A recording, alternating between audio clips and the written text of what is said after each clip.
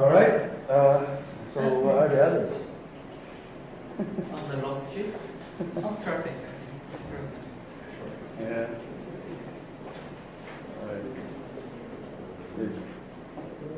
Okay. I will continue my discussion on the.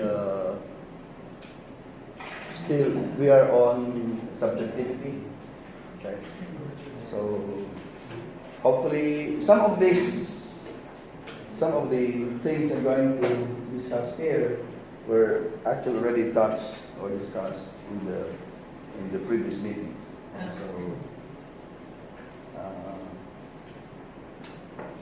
Okay, so this first topic here is man acts as basis of understanding the person.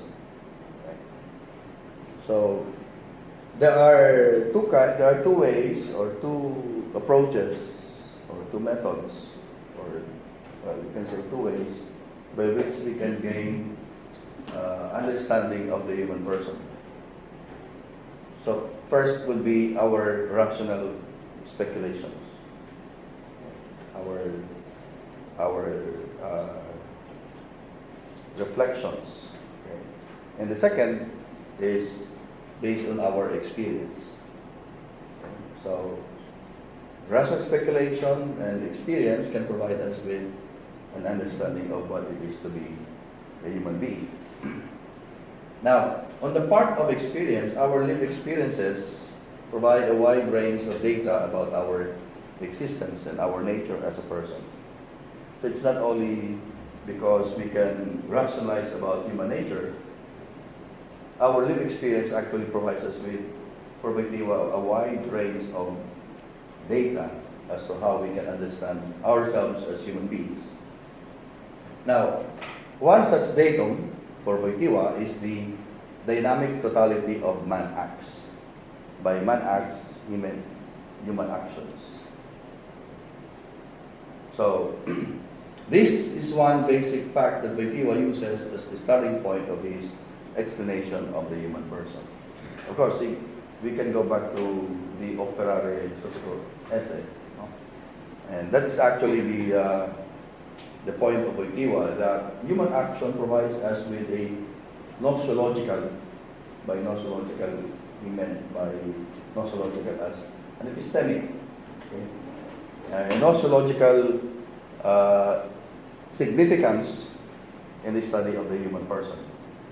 Because by looking at the human actions, we can understand what the human being is. Of course, if we go into study other philosophers, they're going to have their own ways or approaches or starting points in studying the human person. Scheller, for example, for one, he discussed about the values.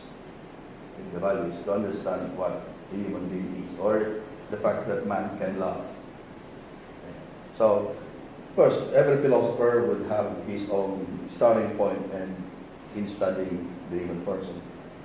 So, to explain the nature of the human person, he starts from the basic datum that man is acting, or through his action. Okay. Of course, the use of the word acting is a translation. It's a choice of word of the translator. So, acting is a ceaselessly repeated event in the life of every man, so that when we consider the number of living people, we obtain innumerable facts and hence an enormous wealth of experience.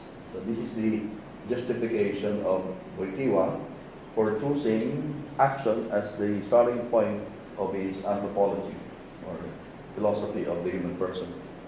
From the standpoint of phenomenology, human experience, or the phenomenology we call this intuition, which stresses the unity of the acts of human cognition, we see that in every human experience, there is always a certain measure of understanding of what we experience.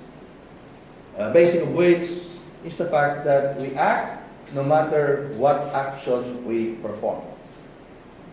So for Wojtyla, that is the basic anthropological category, meaning the basic fact that we cannot just ignore, that we always perform action.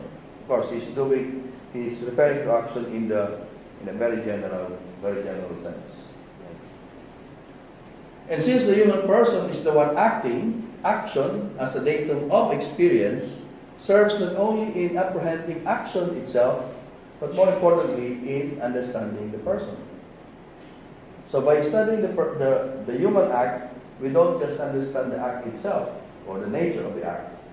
More importantly for Wojtyla, we understand the subject doing the act or performing the act. Okay, so for Wojtyla, human action provides a good window not only to study action per se, but a good window to study the human person himself. Okay. As the saying goes, you shall be known by a tree is known by its fruit.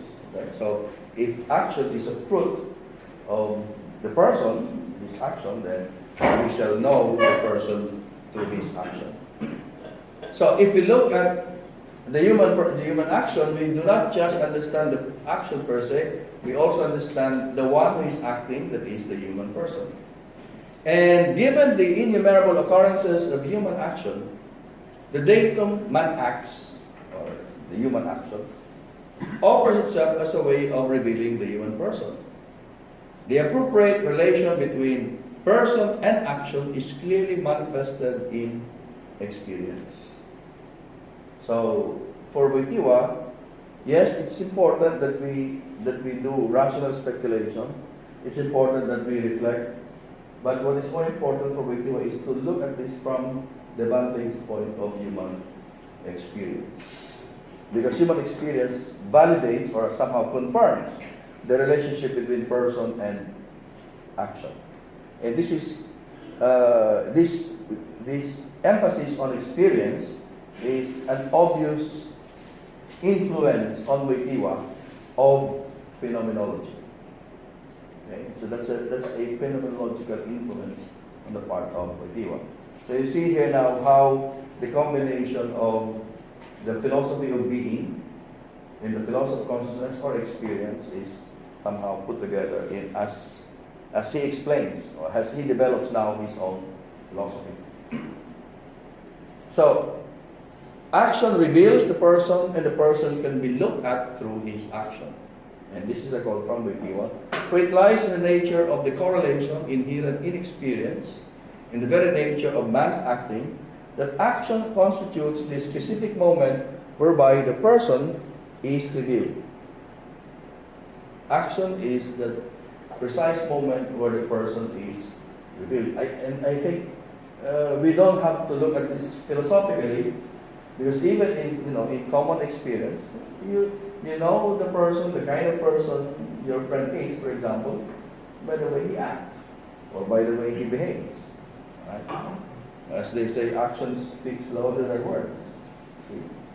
Right. So action gives us the best insight into the inherent essence of the person and allows us to understand the person most fully. We experience man as a person and we are convinced of it because he performs actions. So here you can see how Wojtyla explains why he started with human action. Right? Of course, we can always think of some other philosophers explaining why they, for example, choose this particular aspect of human existence. Like, for example, Sartre explains why freedom, okay? Or why Heidegger chooses the Dasein. So somehow, the philosophers explain how they choose a particular concept or a particular topic to develop their philosophies. And this is Wojtyla, the philosopher at work, trying to develop his philosophy. So man reveals himself in the actual and acting of his existence, namely in observing, interpreting, speculating, believing, or reasoning, or in confronting issues wherein he has to take an active stand and make vital decisions. And this is because these issues have vital consequences and repercussions. All these are revealed in the performance of action, so the proper starting point about the knowledge of man must be his action. Okay, so that's the principle or the reason why he chose action as the starting point of his philosophical anthropology.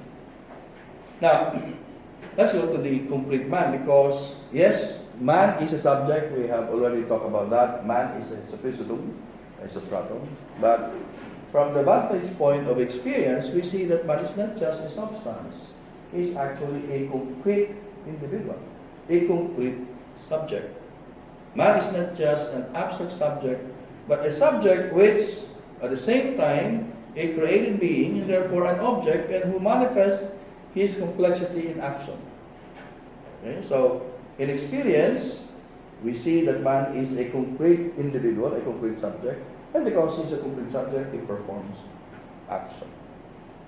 Now, here, we take a step back and go back to the tradition that, influencing Karol Wojtyla, and that is the Thomistic notion of action. Because his notion of action is grounded on a Thomistic notion of action, although he somehow modified it or made his own verse or interpretation of the action, because, as Wojtyla said, St. Thomas' notion of the person is actually based on his discussion on ethics, the morality of human action. That's why he made a distinction between human act and acts of man.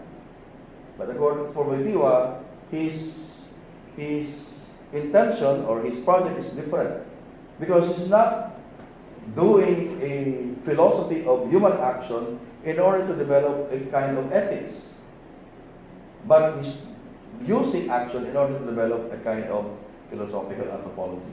So this is one difference between Wojtyla and St. Thomas Aquinas. The intention of St. Thomas in making a distinction of the human act and acts of man, meaning in explaining what is the nature of human action, is in order to support his moral philosophy or his ethics, which is not the purpose of Wojtyla. The purpose of Wojtyla in starting with action is to make use of action as an anthropological category and not an ethical category. Right? So that's one basic difference between the two, although he was influenced by the Thomistic tradition. Right? So he leans more on St. Thomas in his analysis of person and action. St. Thomas distinguishes between the human act and the acts of man, and of course we know the difference between the two. The human act proceeds from the rational faculty. Okay? It is done with knowledge, with voluntariness, and of course with deliberation, with the freedom of the will. Okay? The acts of man are, of course, done without these elements. The act in which the human being is involved as a person with his intelligence and freedom is the human act, the actus humanus. Over and against this is the act of man, the actus hominis, the act which does not imply either intelligence or freedom, and therefore, even if it is accomplished by man, does not involve his moral responsibility. So you can see here that from St. Thomas, the focus really is on morality, on ethics, responsibility, etc. Of course, Karol Wojtyla will also be touching on that, but that is not the main concern of Wojtyla. So the human act for St. Thomas is an act accompanied by reason and freedom, and therefore deliberate and voluntary. The act of man, on the other hand, does not originate from reason and is not accompanied by freedom, and therefore not deliberate and involuntary. Wojtyla, for his part, calls these activities as human dynamisms. Human dynamisms. Okay? And I don't know if that is the correct translation, but that's the English translation. We don't have the benefit of understanding the original Polish language. So dynamism, the act which is personal and that which simply happens in him respectively. So there are two, the acts, which is personal, meaning that is the equivalent of the human act of St. Thomas, and the dynamism that he simply calls simply happens in him. And the simply happens, or something happens, is equivalent to the acts of man. Okay? So human act, a personal action, acts of man, that's the something happens. Okay? So,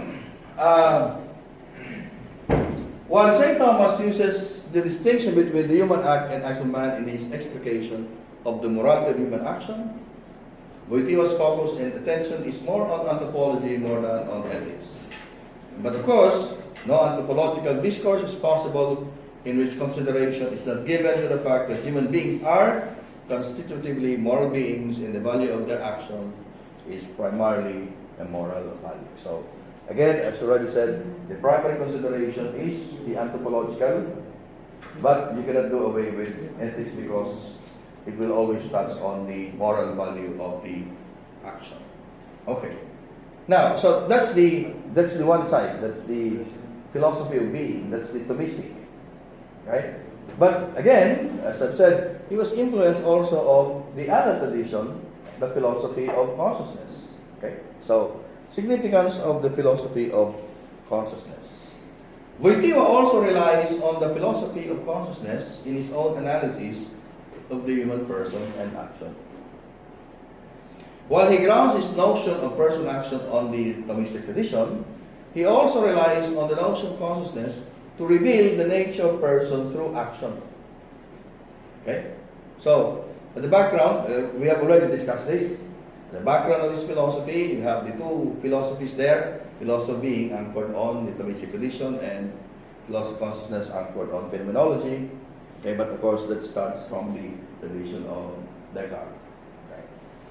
So philosophy of being and philosophy of consciousness appear to us as the two unilateral emphases, and the way they sort of split. We have already discussed this, so I'll be skipping that part. Okay. So let's just say that because of the philosophy of consciousness, he was able to make use of the notion of experience and consciousness in order to say something about human action. And we're going to talk about consciousness in the later discussion. Okay? So what is the role of consciousness in our study of the human person? Now, it's just important here that you see that because of the Thomistic tradition that has influenced Karol Wojtyla, we can see the ontology of the subjectivity and the suppositum. And this is very important. And there are, well,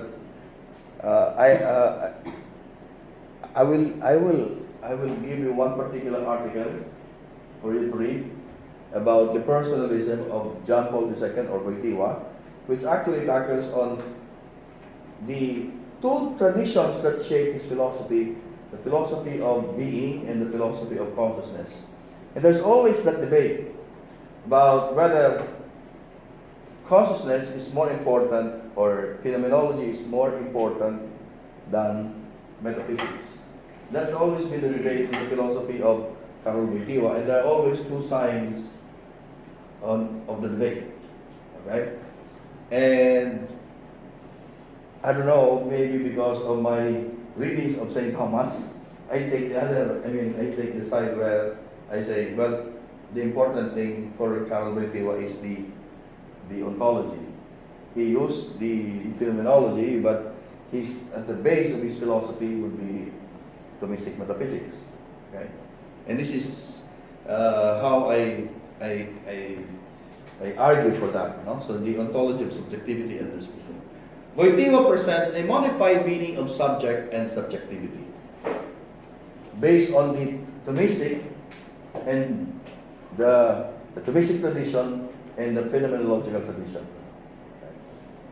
Subjectivity, as it is understood in existentialism, connotes an inwardness and interiority. So we say that the human person is a subject because of his interiority. And So does the notion of subject. So that subjectivity and subject are used interchangeably, at least in the phenomenological and existential condition. Of course, in existentialism and phenomenology, we don't point to God as the ultimate source of that subjectivity. We don't point to the spiritual nature, as we have discussed a few meetings back, that this interiority is actually anchored on the spiritual nature of man, and that spiritual nature is because of the fact that man is created in the image and likeness of God. In phenomenology and existentialism, they will not do that, of course. They will just say, well, man is subject because of his interiority, because of his inwardness. Well, some existentialists who are theists will point to the spiritual nature of that interiority. Okay? So, Wojtyla clearly distinguishes between subject and subjectivity. Subjectivity is interiority, and it applies to human subject or the person. So that every person has subjectivity. So, the person is a subject because he's a substance. But he's not just a subject, he has a subjectivity. You see, there's a distinction there. Of course, you find subject and subjectivity in the human person at the same time. Okay? But the concept of subject for Wojtyla has an ontological undertone or an ontological significance. Okay? So, to understand the person as a concrete self and arrive at the full meaning of personal human subjectivity, we must disclose this virtual inwardness and in-selfness contained in the human subject or the human suppositum. So, the person is a human subject, is a human suppositum. Okay? But the person is not just, this human subject is not just some abstract subject, it's actually a concrete subject. And as a concrete subject, he has interiority. So you may find it quite paradoxical, concrete but inward. Concrete in the sense that you don't see man just a category of nature. Concrete in the sense that there is really an actual, real, individual human being. The case in point being us, as concrete subjects. And as concrete subjects, we have our own interiority. Our own interiority is our subjectivity. So we are all subjects. We are all human suppositum. We have our respective subjectivities. But because we are concrete objects, concrete persons, we have different subjectivities. Okay? We have different lived experiences. So, the human being is apprehended both as a substance, a suppositum, and a concrete self. And as a concrete self, he has inwardness, he has subjectivity. And that subjectivity is different from each and every human subject because we have different lived experiences. So, Wojtyla uses the term suppositum in the scholastic sense to mean that which subsists and underlies a concrete nature.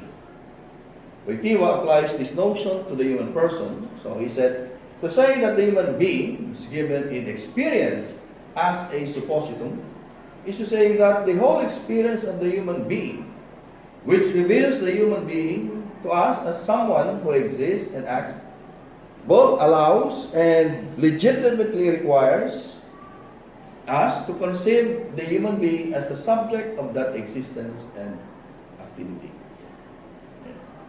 So, this is where the notion of consciousness together with lived experience is most significant because when we say man is a human suppositum, but he is not just a suppositum, he is also a concrete self.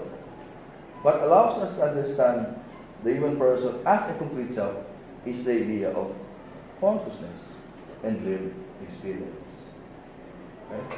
So, for Wojtyla, without the idea of consciousness, we will never be able to understand the concrete self. We will only understand the human person from a metaphysical or ontological perspective, using Thomistic tradition, for example, but we will never understand, based on the Thomistic tradition, the concreteness of the human subject. Because in order for us to understand the concrete self, the concreteness of the human subject, we need to rely on the notion of consciousness and lived experience, which we find in phenomenology. So again, that's one combination of the Thomistic and the phenomenological tradition. So, man is given both as a specific subject and a concrete I. That is, so in the field of experience, man is given both as a specific subject and a concrete I that is non-recurrent and unique. If you will only rely on the data provided by Thomistic philosophy or by ontology, we will never arrive at this idea of the non-recurrent and unique concrete subject. So, he is given as he who exists and acts, and therefore should be understood both as a subject and a concrete I that is both existing and acting. In this later article, he would write, in the field of experience, the human being appears both as a particular suppositum and as a concrete self, in every instance unique and unrepeatable. This is an experience of the human being in two senses simultaneously. For the one having the experience is a human being, and the one being experienced by the subject of this experience is also a human being. In other words, the human being appears in playing two roles. The one that experiences and the one that is experienced. Okay? And you will always see this, this sort of dichotomy in Wojtyla all throughout. Even in his notion, we have already mentioned about transcendence. Okay? The subject seeing, experiences itself as being governed, and the one that is governed. Governing and governed. Even in the concept of self-possession, the self that possesses and the self that is possessed. Right? So, the human being is at once its subject and object. The human person is a subject, and at the same time, we experience him objectively as a somebody, as someone who exists and acts. Although this experience of existing and acting is common to all human beings, this occurs in different ways because I, for example, experience my own self as existing and acting differently from how I experience others, and so does every other complete self. Alright? So we may have all these experiences, but I'm going to experience myself differently from the way you experience yourself because of the unrepeatability and uniqueness of every human person. So, just a short note here. No subsuppositum and the subsequent use of such term in the anthropology of Wojtyla are crucial in understanding his thoughts. Those who interpret Wojtyla as more of a phenomenologist downplay the relevance of this term, of the term suppositum. Because of course, it's always a tug of war between the camp of the phenomenologists who would want to, get Wojtyla on their side, and the metaphysicians or the ontologists who would want, or the Thomists who would want Wojtyla to be on their side. Right? Wojtyla, however, insists on the distinction between the suppositum and the suppositum humanum. The subject, the substance, and the human substance. These are two different things for Wojtyla. There seems to be a covert intention to gloss over this distinction and insist on phenomenological interpretation of man as basically an interiority of or subjectivity. Because, of course, in phenomenology, they want to do away with the supposite. They just focus on the subjectivity, on the interiority of the human person. the phenomenological interpretation of Wojtyla's thought equates subject with interiority or subjectivity. Every subject has interiority, and the human person is subject, therefore he has interiority or he is interiority. But for Wojtyla, there's a clear distinction between the two, between the substance and the human substance. Okay? So, this Wojtyla is very clear. It is true that the human subject has interiority and he is a subjectivity. But his notion of the suppositum cannot be ignored and set aside because this is the ground of the human subject or human person in being. Okay, so while some people would say this, but just to settle the score correctly for Wojtyla, you have to make a distinction between the two. So for Wojtyla, this concept serves to express the subjectivity of the human being in a metaphysical sense. It is clear that Wojtyla wants to ground the human being in its ontological foundation, and here he relies heavily on the Aristotelian anthromistic tradition to explicate this ontological ground of the human person. Okay, so you will read some articles that would argue that Wojtyla is more of a phenomenologist rather than a Thomist, but I think that's the correct reading of Wojtyla. Right? So, this conception of the human being as a being itself requires the postulate that the human being is a separate suppositum, a subject of existence and action, and a person.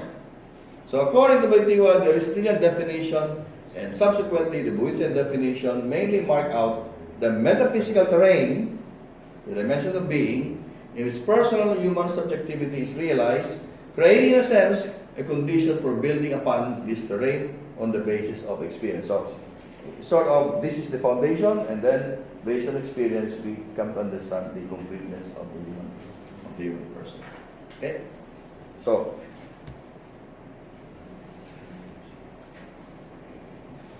this is now the subjectivity in the ontological sense. Subjectivity in the ontological sense. This is the ontological foundation of Wojtyla's concept of subjectivity. Because, again, in phenomenology, they do away with this ontological thing, right? But this is just to further ground Wojtyla's thinking in ontology. This concept of subjectivity in the metaphysical sense provides us with the understanding of man as the subject of his own existence and action. So for Wojtyla, there's always a center. There's always, because in other philosophies, well, the question is there a center? Is there a subject? Okay, or man is just a passing phenomenon, a process, things like that. Okay, so there's no specific human nature. Okay? Some philosophers would say, like for example, Scheller would say that man is the totality of his actions. So, if he is the totality of his action, where do these actions cling on? There must be a center. There must be a subject, and that's what is being emphasized by Wojtyla. Okay. So, the metaphysical subjectivity is the expression of man's experience in the guarantee of man's identity and existence and action. Metaphysical subjectivity, or the suppositum, as the transphenomenal and therefore fundamental expression of the experience of the human being, is also the guarantor of the identity of the human being in existence and activity. It is in this concept of the subjectivity of man that the experiential ego is based. So now he deduces the experiential ego. The experiential ego is actually the concrete self. Okay? The concrete self. And the concrete self, as you said, is the subjectivity, the interiority. But there cannot just be an interiority or subjectivity. There must be a subject, meaning a suppositum, where this subjectivity or interiority will exist or will cling on, will be based on. So, the thing is, there cannot be an interiority or subjectivity without this suppositum, without this metaphysical subjectivity. So for Wojtyla, he sort of combines the two: subjectivity in the metaphysical sense and subjectivity in the personal sense or experiential sense. So it is on this concept of subjectivity of man that the experiential ego is based. For Wojtyla, it is impossible to conceive of the self or the experiential ego as something that is detached or something that is floating or without any ontological foundation. So there should be an ontological foundation. There should be an ontology of subjectivity for Wojtyla. We cannot just talk about experiential ego. We cannot just talk about consciousness as something that is separate, something that is detached, because it has to be grounded, founded on an ontological foundation.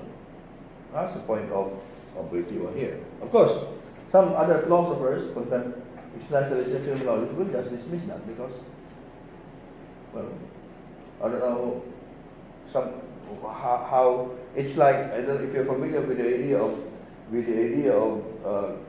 of Locke about substance. There is a substance, but I cannot know what it is, because substance is something that is beyond my perception. That's mine. Wait until Jung says, well, these are just succession of appearances. There's no longer a substance. We just believe there's a substance, but there's no substance. But where will these appearances or activities of the ego cling on if without the substance? Okay? So that's an impossible position. So he acknowledges that the fact that the cognition of man of himself in experience cannot be detached from metaphysics. There must be this kind of ontological foundation. So he said, it is impossible to detach the experiential ego from its ontological foundation. Experience cannot be detached from the subject, because there should be a subject that experiences. Okay? There cannot be an experiential ego. That ego must be grounded on its ontological foundation. And the cognition of oneself cannot be separated from metaphysical cognition. For all cognition is metaphysical through its roots, inasmuch as it reaches being. And it reminds me of my basic position in philosophy, that there can never be a philosophy without an ontology. Even if you deny metaphysics or ontology, there must be some ontology in any kind of philosophy. Okay? Because you have to say something about reality, about being. Well, many other philosophers will deny metaphysics or ontology, but how can there be, like for example, Sartre and Heidegger would say it's ontology. They don't want to call it metaphysics, no? Because metaphysics is for them very logical. Right? Ontology would just be a description of being. But there must be a description of being. Okay? It's impossible to have a philosophy without any kind of ontology, because ontology tells us about how we understand reality is, or what reality is as we understand it. Okay? Epistemology will tell us how we know this reality. But you cannot have an epistemology without an ontology, because if epistemology is how we know reality, it should be based on what is this reality. And the branch of philosophy that tells us about this reality is ontology. So how can there be an epistemology without ontology? Because epistemology presupposes ontology. Because epistemology tells us how we know a being, or how we know a reality. Therefore, there must be a reality. There must be a being. And what is the branch of philosophy that tells us about being and reality, if not ontology? I don't know, you can probably have your own argument against that. I will insist on that. And that's one thing that I've been telling my students when I give a course in Introduction to Philosophy. You cannot do away with ontology or metaphysics. Okay, you don't want metaphysics? Fine. But you cannot do away with ontology, because the fact that you have an epistemology, there is an ontology. What's there to know about? There is nothing to know. See? Okay, anyway. Because the other one, aside from these two, is ethics or axiology. Because ethics tells us, so now this is reality, now this is how you know reality, how do you act in that reality?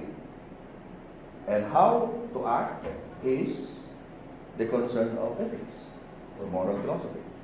So these are three important branches in philosophy. I always tell my undergrad students, you want to study philosophy, you have to know these three branches. They're very important. No, if you want to understand a philosopher, no, you probably can start with his ethics, because if his philosophy is an ethics, but try to understand, if this is his moral philosophy, what is the epistemological basis of that ethics? Why act this way? Well, because we know reality to be this way. Well, if we know reality to be this way, this is how we know reality, based on your epistemology, then you must have some understanding of this reality. That's ontology or metaphysics. Okay. But is it possible to do away with metaphysics? There must always be some kind of a telos. Now, the reason why these philosophers want to do away with metaphysics, they want to call it ontology, because the one that will define the telos is man. Like Nietzsche and Sartre, it's man who will define the telos. Well, of course, it depends whether you believe in a God or not. But if you believe in a God, there should be a telos that is outside of yourself. And that's metaphysics. Anyway. But incidentally, these are the three subjects that I teach. Metaphysics, epistemology, and ethics. These are my favorite. Maybe there's a bias in there. But think of other branches of philosophy that are as important.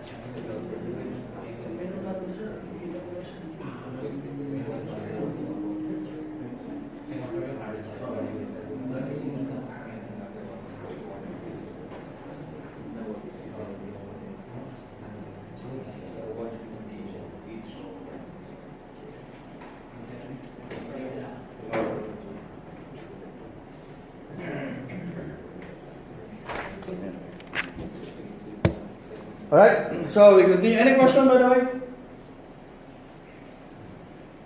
Can you digest? Or I'm just going through the motion of, explaining and pretending that you understand. And you also pretending that you understand. Questions? Because we are discussing Wojtyla in a very serious way. I mean, we are going to the text. You can study Wojtyla by reading the acting person, but it's a very dense, it's a very difficult book. I don't know how you find the summary. And the reason why I asked you to to do that, because that is precisely the topic that we are discussing now. Okay? If you read the first part of the book, the other parts you will see there consciousness and subjectivism, etc., etc., etc. So we are not discussing Wojtyla only on this level. We are actually plowing through the text of Wojtyla. Yes. With regard to the one you mentioned about the reading of, or how we place Karol Wojtyla in what tradition, Thomism or phenomenology. Yeah. There is this actually another reading of how we should categorize Karol Wojtyla. Mm. There's this one book by Juan Burgos, last year. It talks about, the title is Personalism. So he placed Karol Wojtyla in the tradition of the personalist philosophers. Scheller and Maimonides, Paul Ricoeur, etc. Yes, etc. But his bias is into Karol Wojtyla. But his reading of Karol Wojtyla is, he would call Karol Wojtyla as a personalist, Okay. not particularly a Thomist or a phenomenologist, but a personalist who is concerned with method, how to provide an adequate philosophy to human person.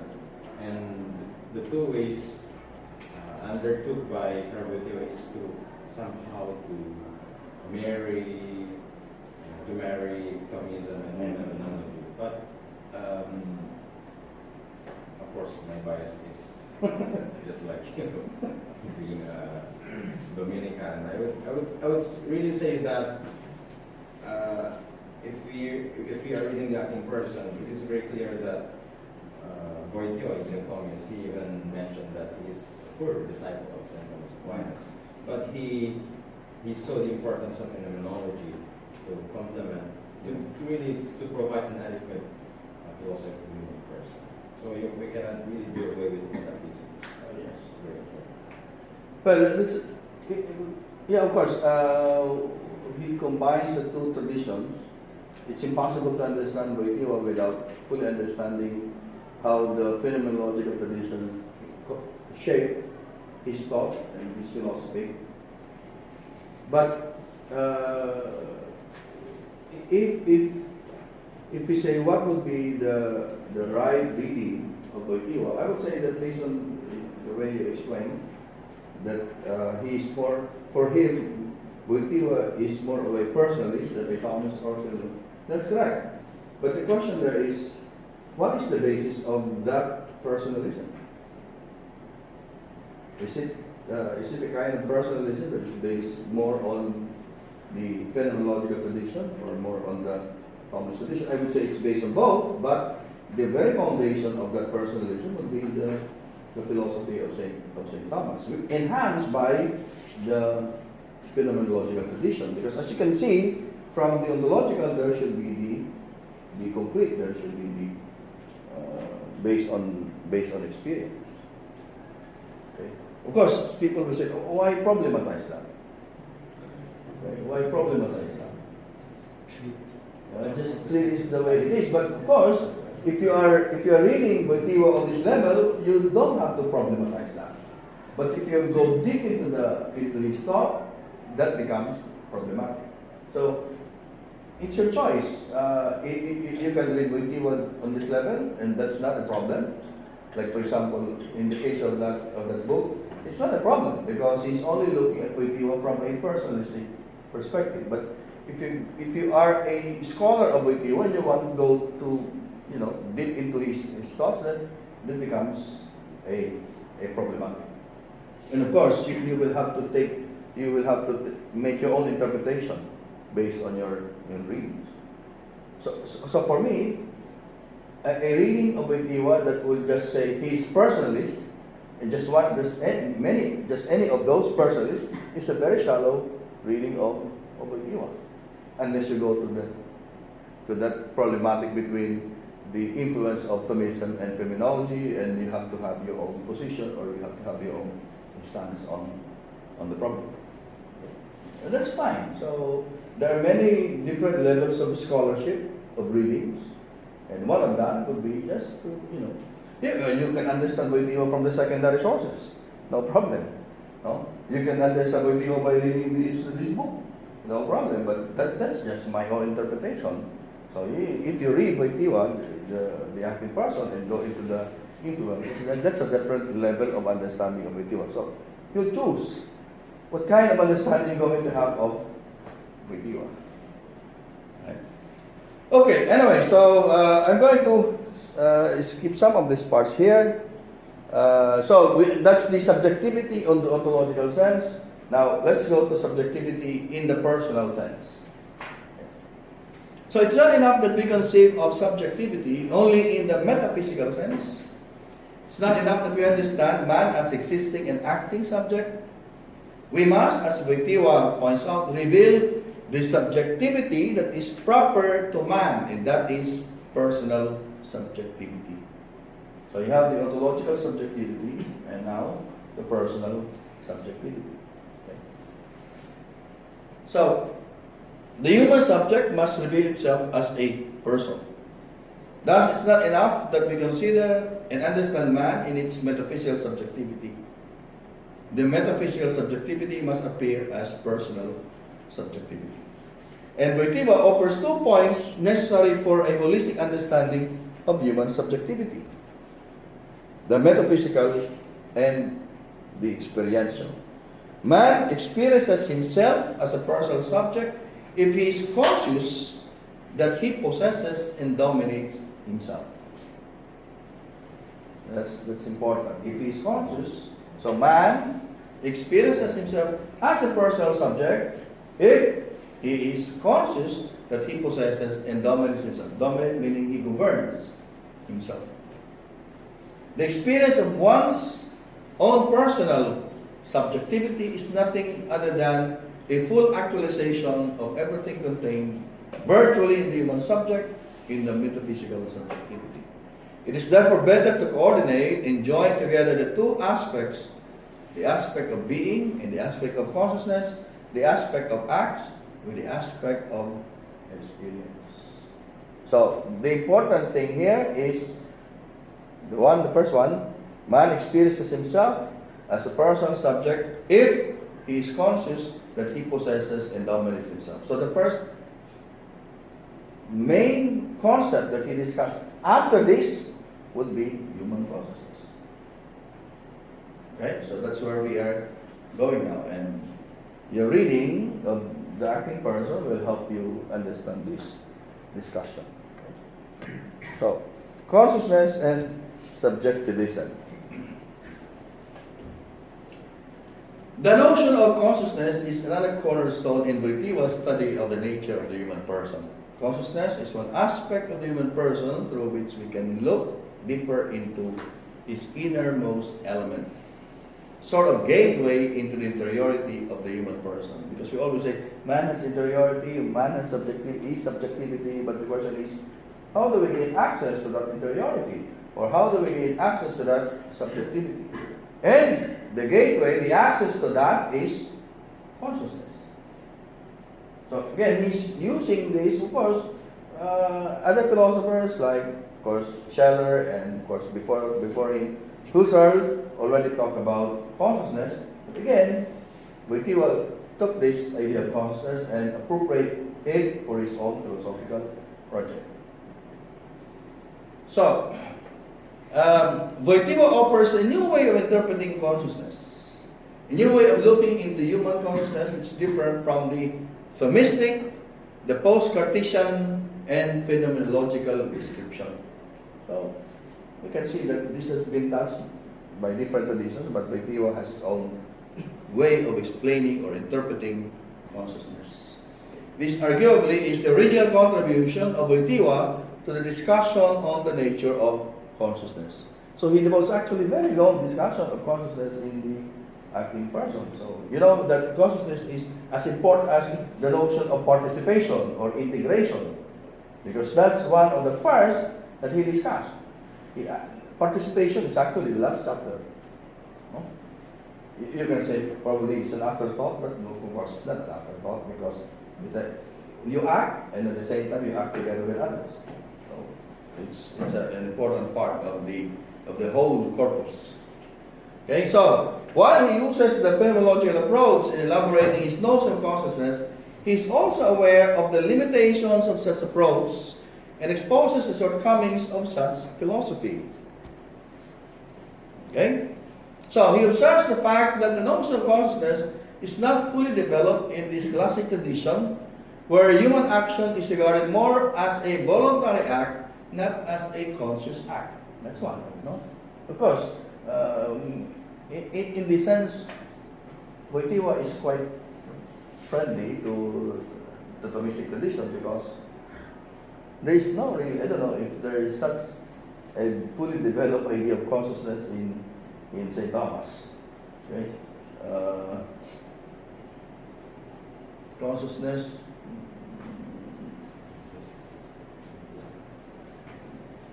I'm thinking of the Zuma.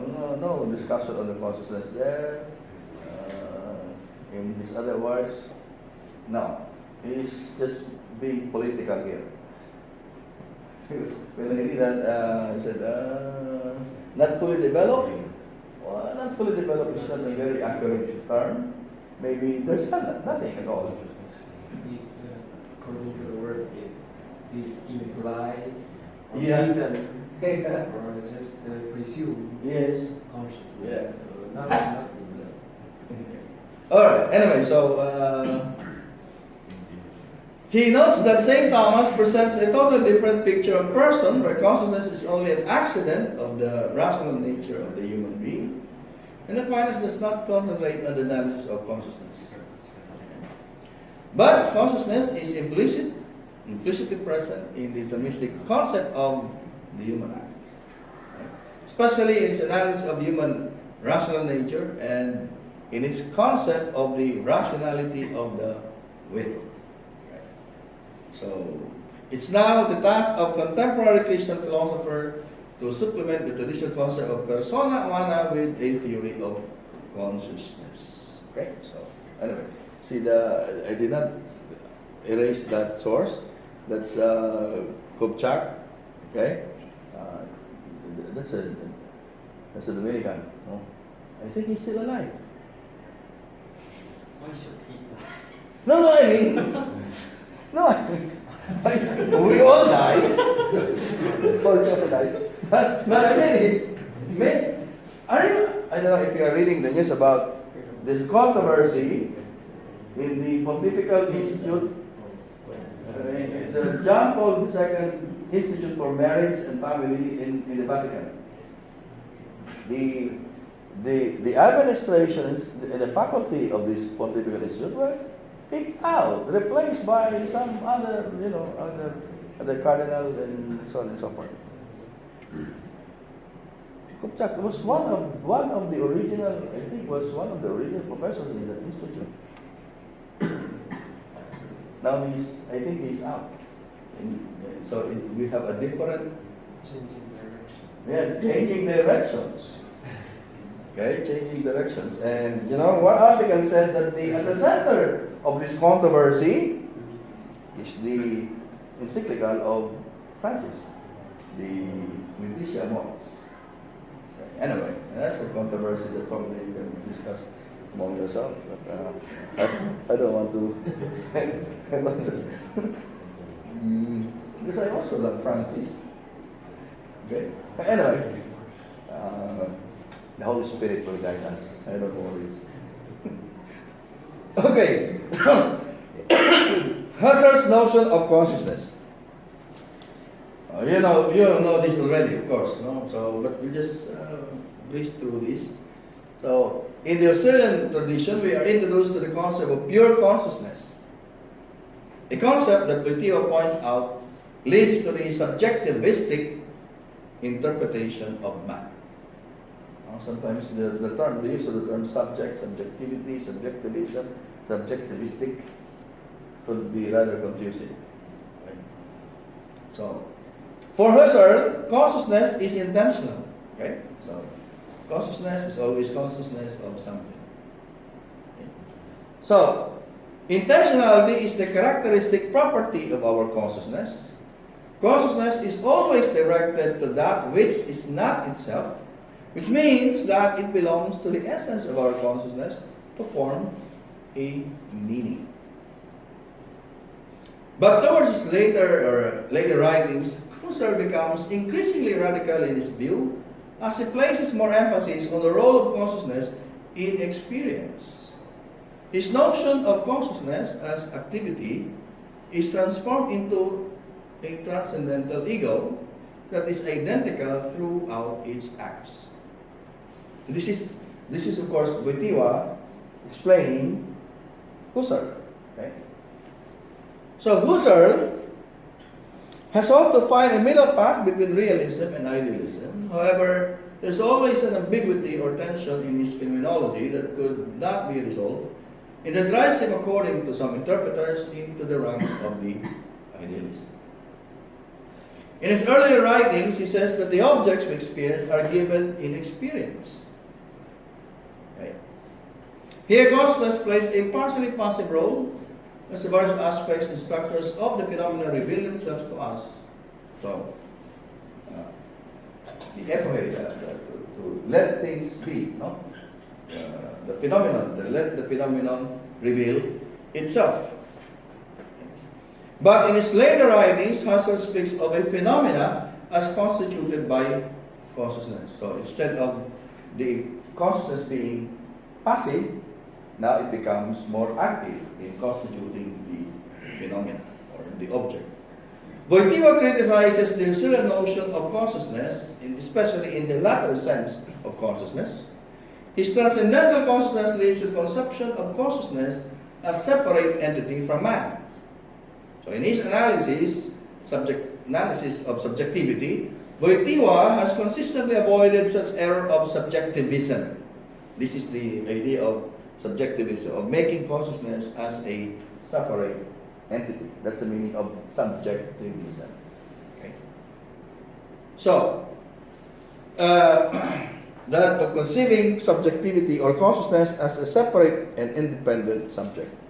Subjectivism, which is a mental attitude that tends to separate experience from action and absolutizes consciousness, is a fatal error of transcendental phenomenology. That is according to Wojtyla. He explains that subjectivism seems to consist, first, in a complete separation of experience from action, and second, in reducing to the mere status of consciousness and moral values that germinate in his action as well as in the person. So, according to Wojtyla, when consciousness is absolutized, it at once ceases to account for the subjectivity of man.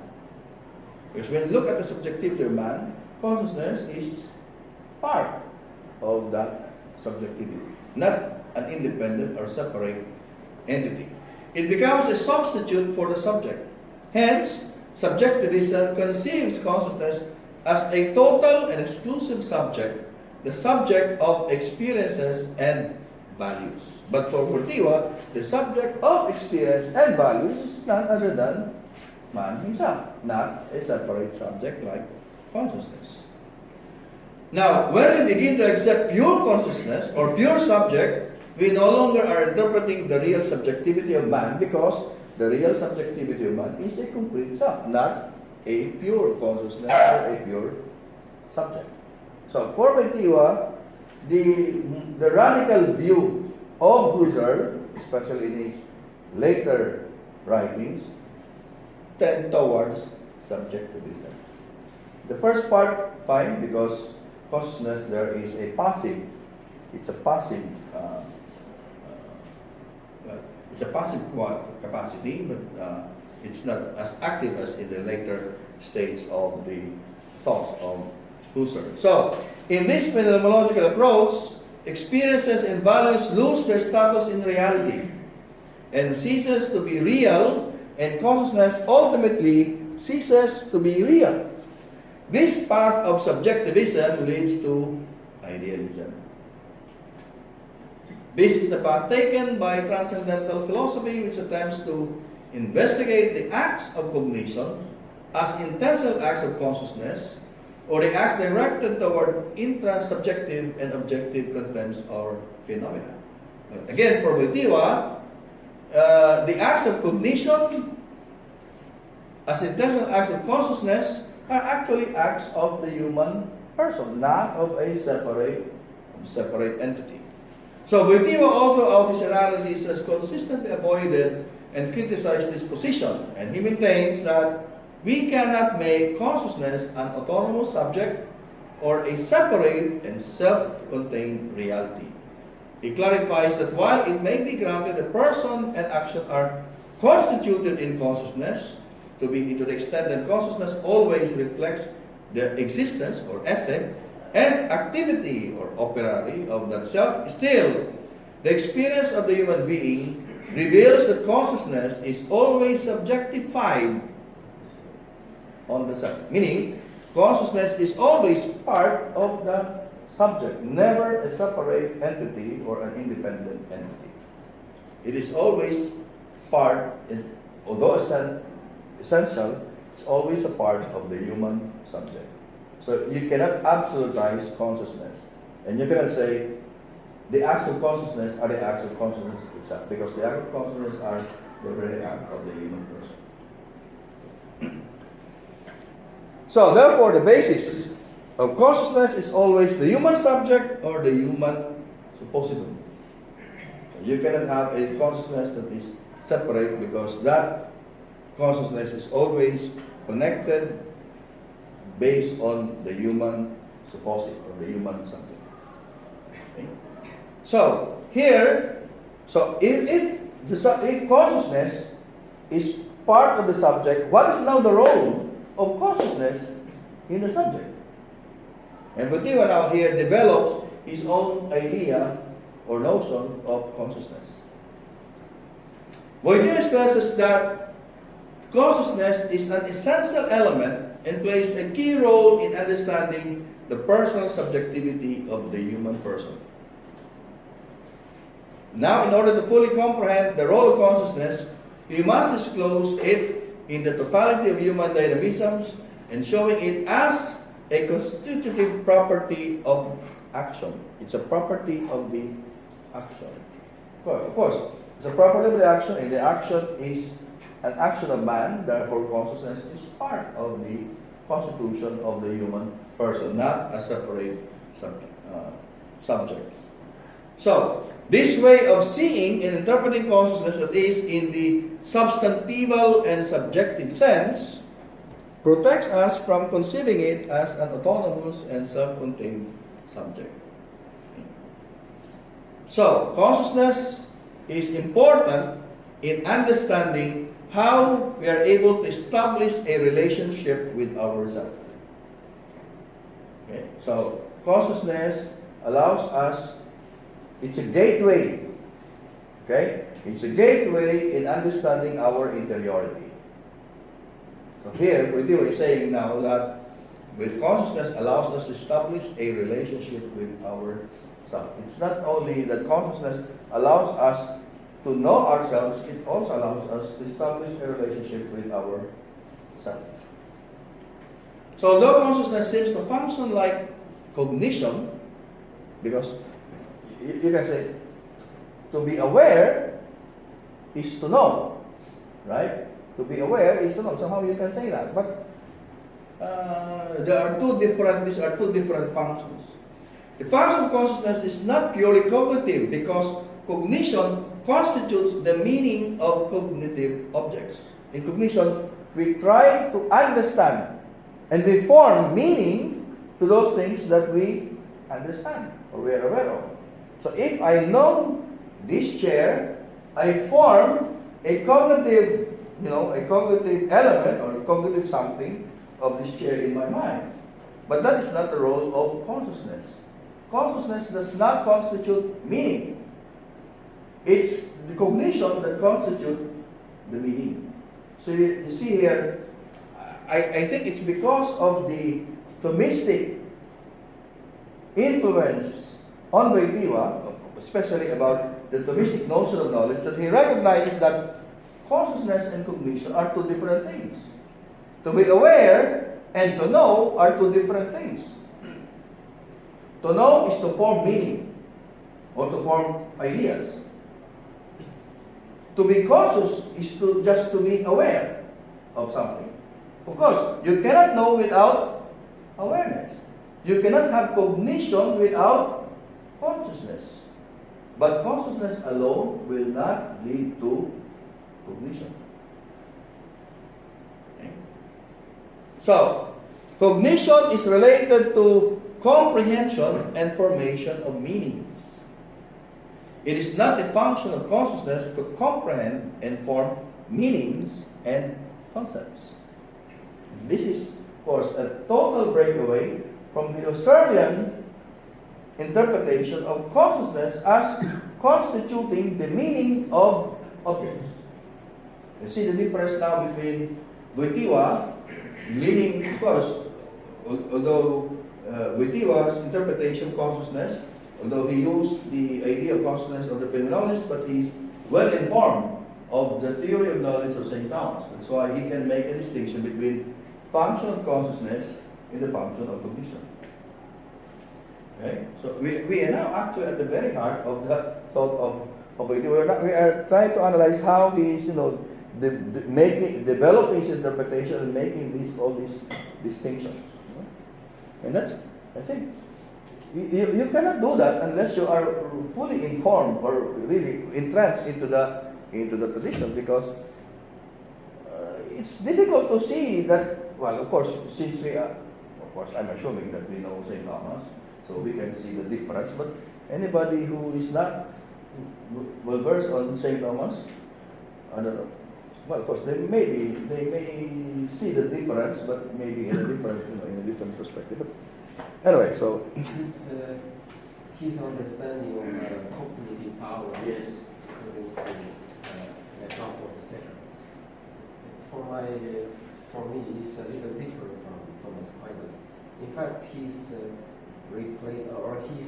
using cognitive power, taking away from Husserl's consciousness the constitutive element, so that he removes from consciousness the constitutive power, and grab it to cognitive power. So for him, then to know is to constitute meaning.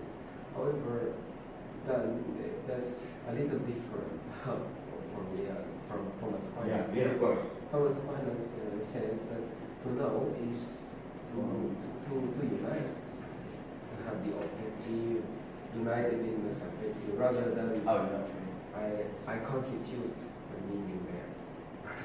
Isn't it? Cognitive, to comprehend is to have it, rather than to constitute it. No. Or down to the second. Yeah. To constitute the meaning, not to constitute the object. These are two different things. The object has its own essence. It has its own form. Now, going back to St. Thomas, he said, knowledge is the possession of the intentional form of the object. So the intentional form is different from the form itself of the object, because the intentional form is a copy of the form, the objective form of the object.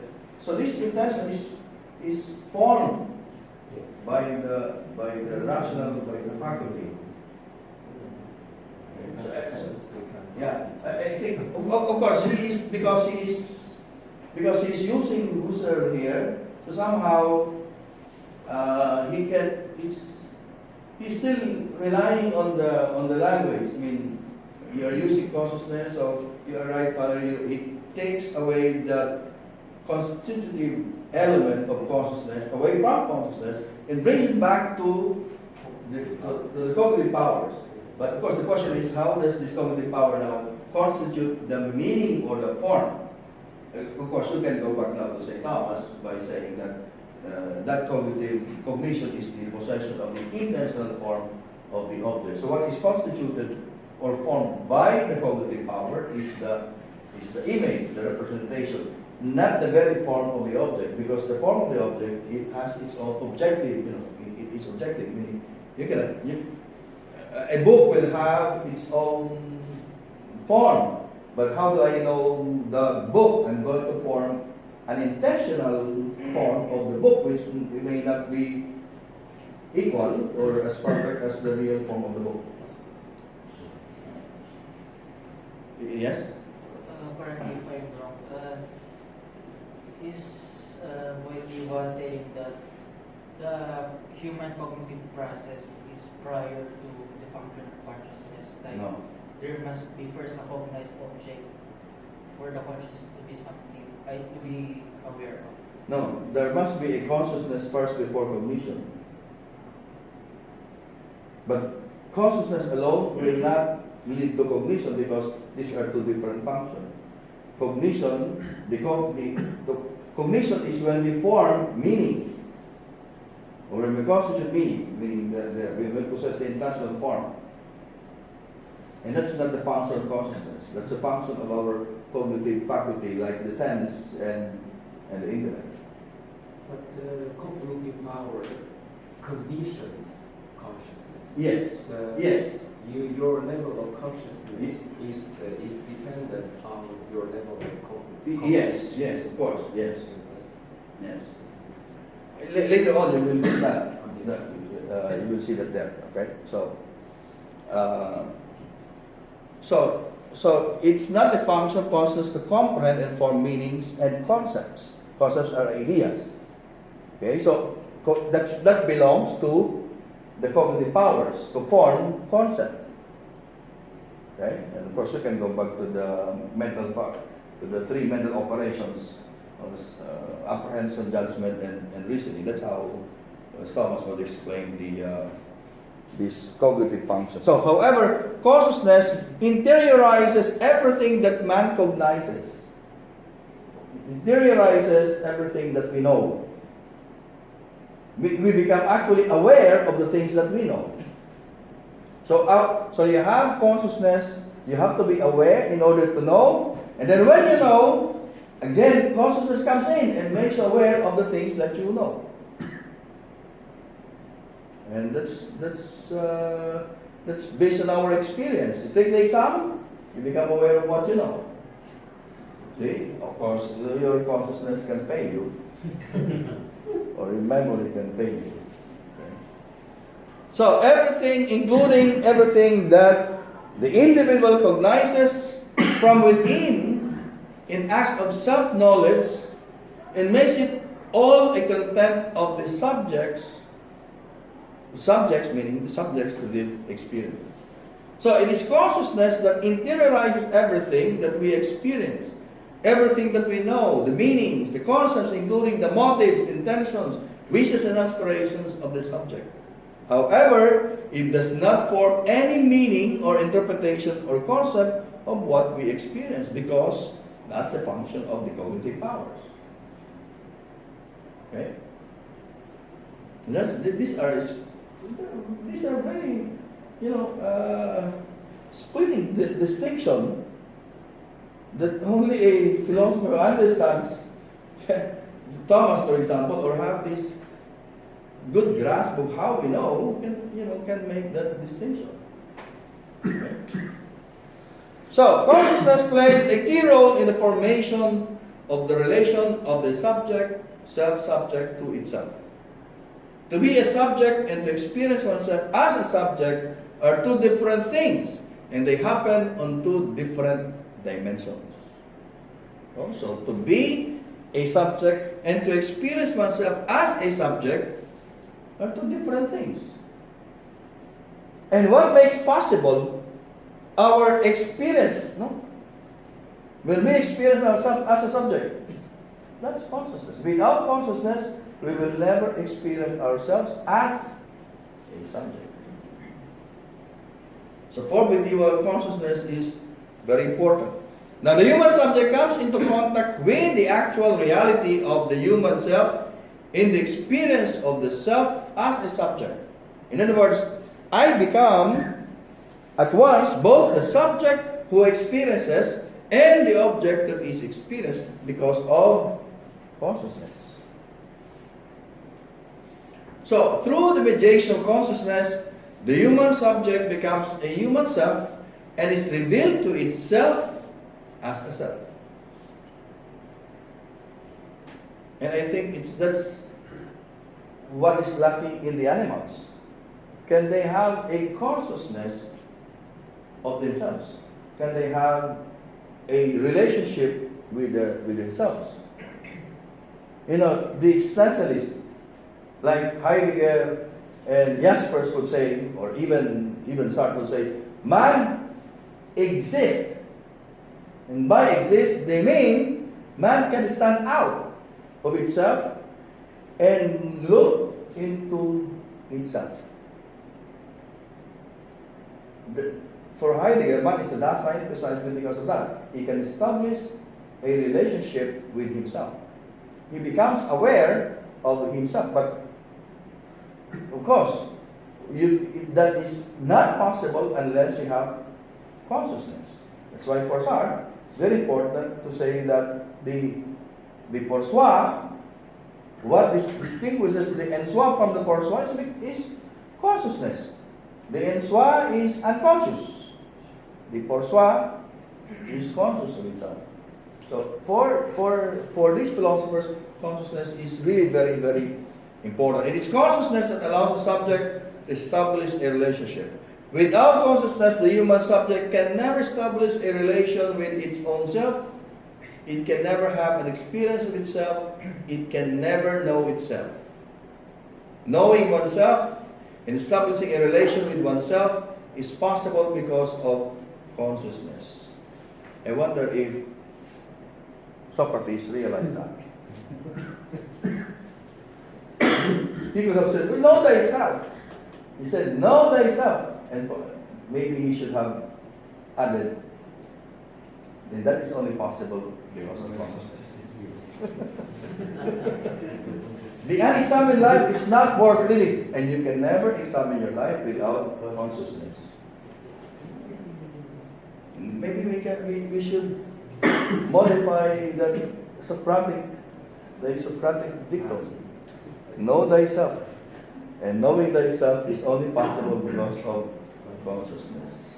The unexamined life is not worth living. That means a life without consciousness is not worth living, because only consciousness will allow you to examine your life.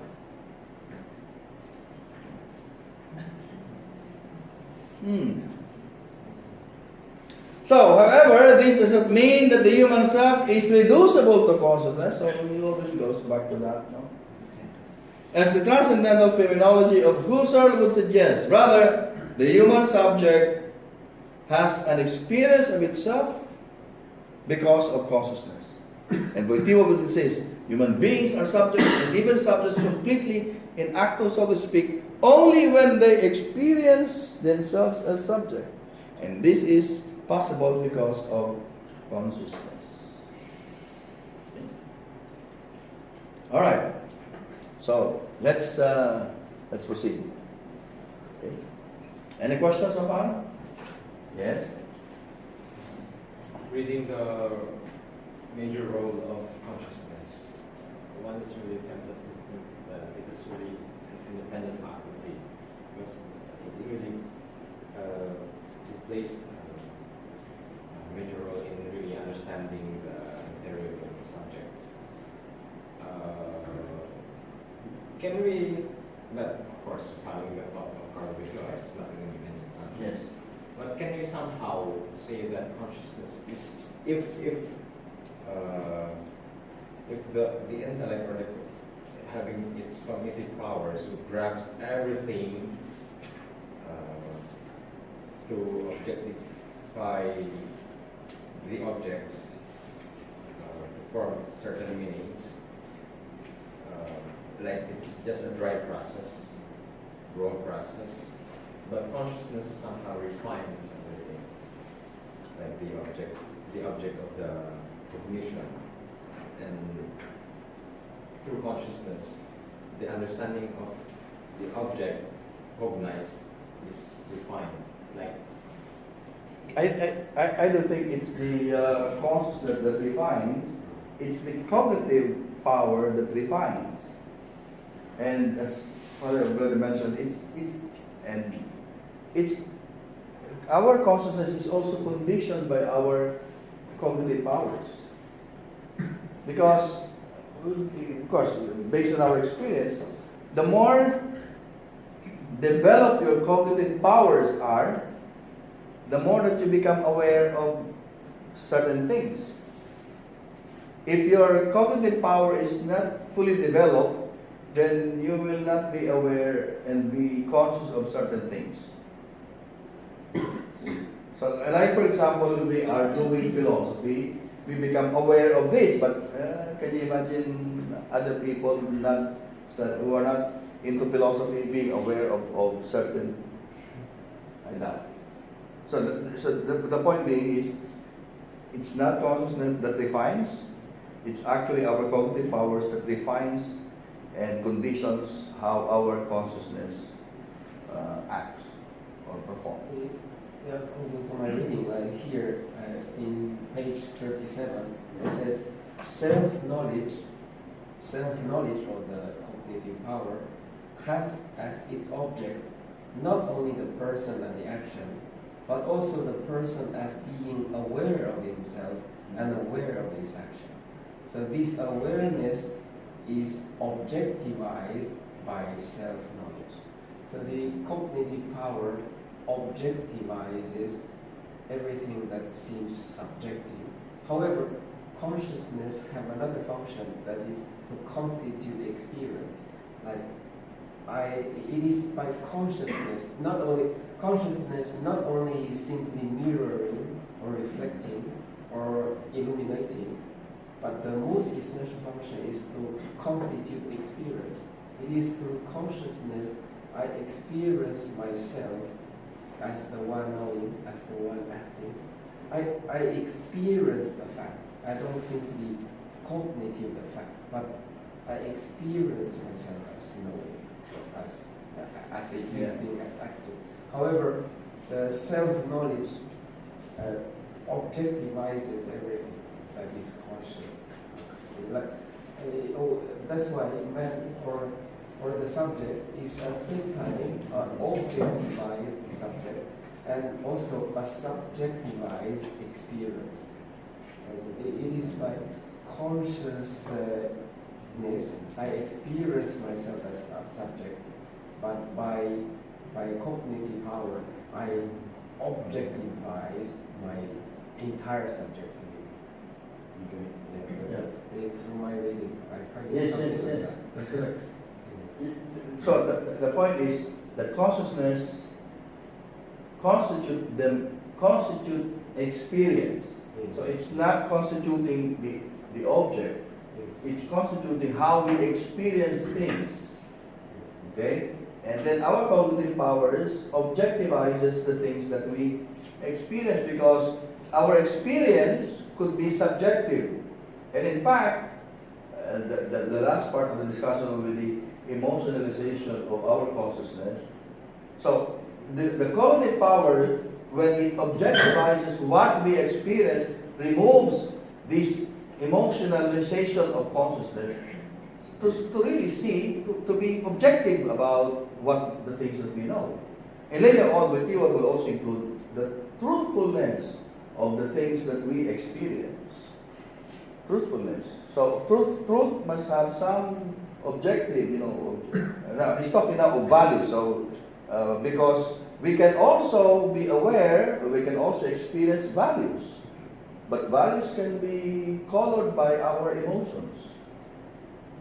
Okay, so when experience is influenced by our emotions, then because consciousness constitutes the meaning of our experience, but it can color the values.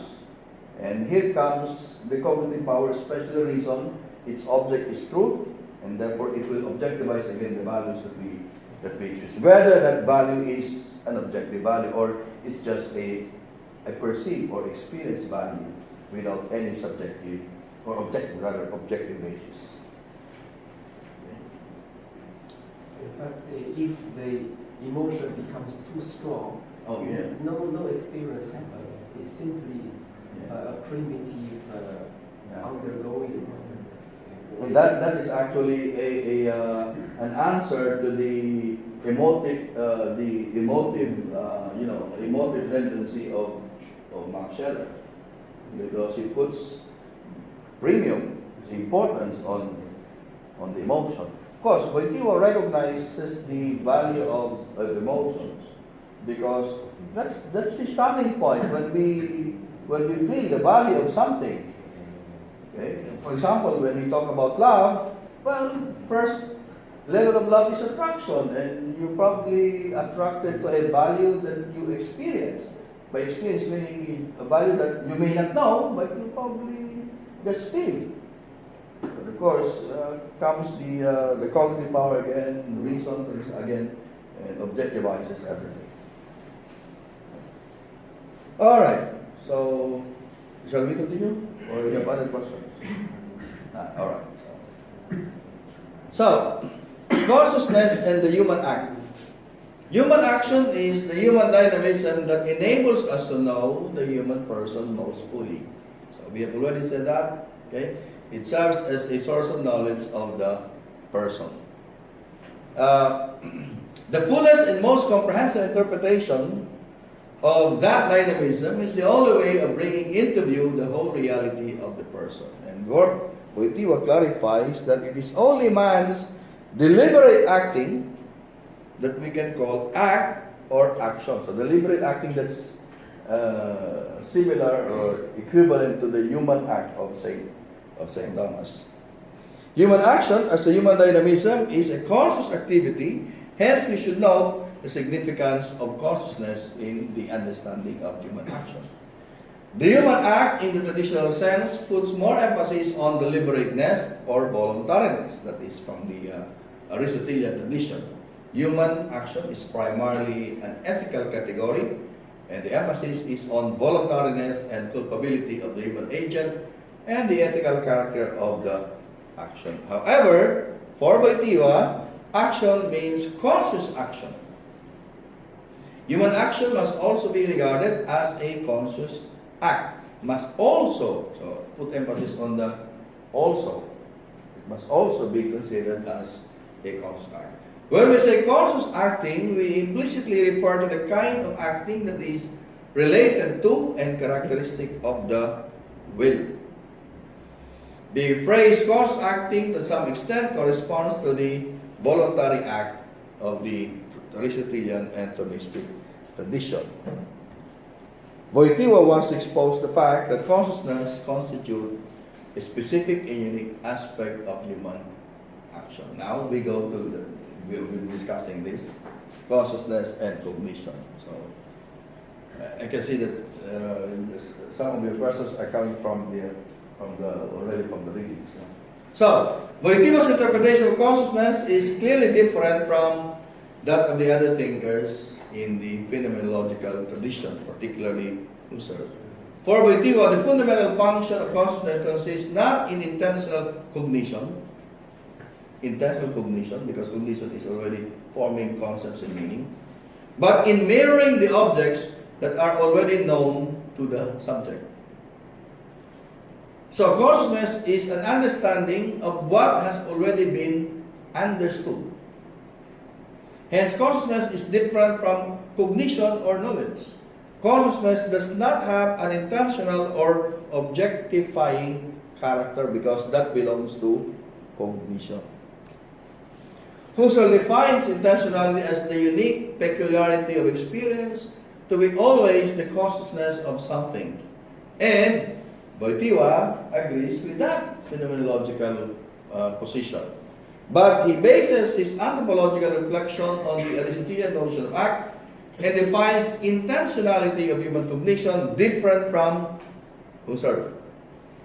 For Wojtyla, intention consists in an active directing upon the object, so only the real cognitive faculties of the person, that means knowledge and self-knowledge, possess such intentional character. Consciousness only mirrors the outcome of cognitive process, of knowledge and self-knowledge. Consciousness is connected with the cognitive faculties but is not identified with them. It's different to know and to be conscious or to mirror.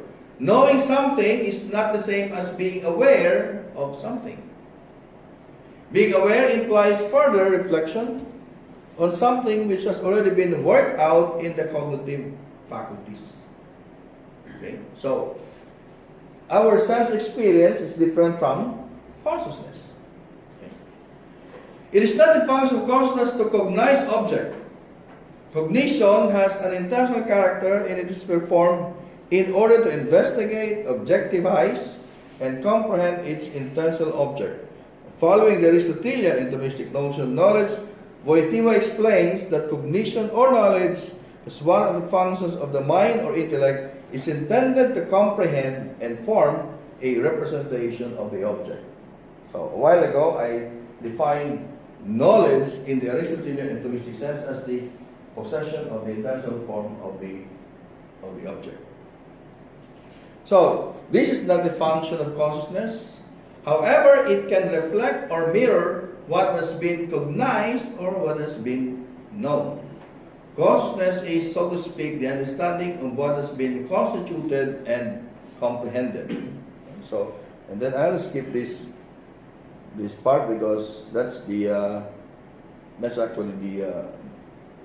the first one is the explanation of this very long quotation here. However, there is a close relation and connection between consciousness and cognition. Definitely, it is cognition that comprehends and forms meanings of objects. It is cognition that has the power of cognitive objectivation. It has the efficacy of active comprehension. But this is made possible because of the close cooperation between human cognition and consciousness. So, I quote Wojtyla here. When we speak of the aspect of consciousness that refers to meanings and at the same time state that consciousness as such has no power of cognitive objectivation, we come to the conclusion that the whole of human cognition, the power and efficacy of active comprehension, closely cooperates with consciousness. So concomitantly, consciousness itself is conditioned by this power and efficacy. It is conditioned by the cognitive potentiality. The power and the efficacy of active understanding allow us to grasp the meaning of particular things and to intellectually incorporate them as well as the relations between them into our consciousness. This is because to understand means the same as to grasp the meaning of things in their interrelation. The meaning of things in the relations are given to consciousness, as it were, from outside as a product of knowledge. Therefore, the various degrees of knowledge determine the different levels of consciousness. And that's what I mean by our cognition determines the level of our consciousness. Now, the reflective function of consciousness. Reflective, okay? So it sends us back, no? Wojtyla makes a distinction between conscious acting and consciousness of acting. This is a very complicated idea of Wojtyla. Conscious acting and consciousness of acting. He explains that when man performs a conscious act, he is also conscious that he is acting. Okay? When we perform a conscious act, we are also conscious that we are acting. Okay. Of course, you can make some exceptions to that. Oh, because sometimes we may not be conscious, and one example would be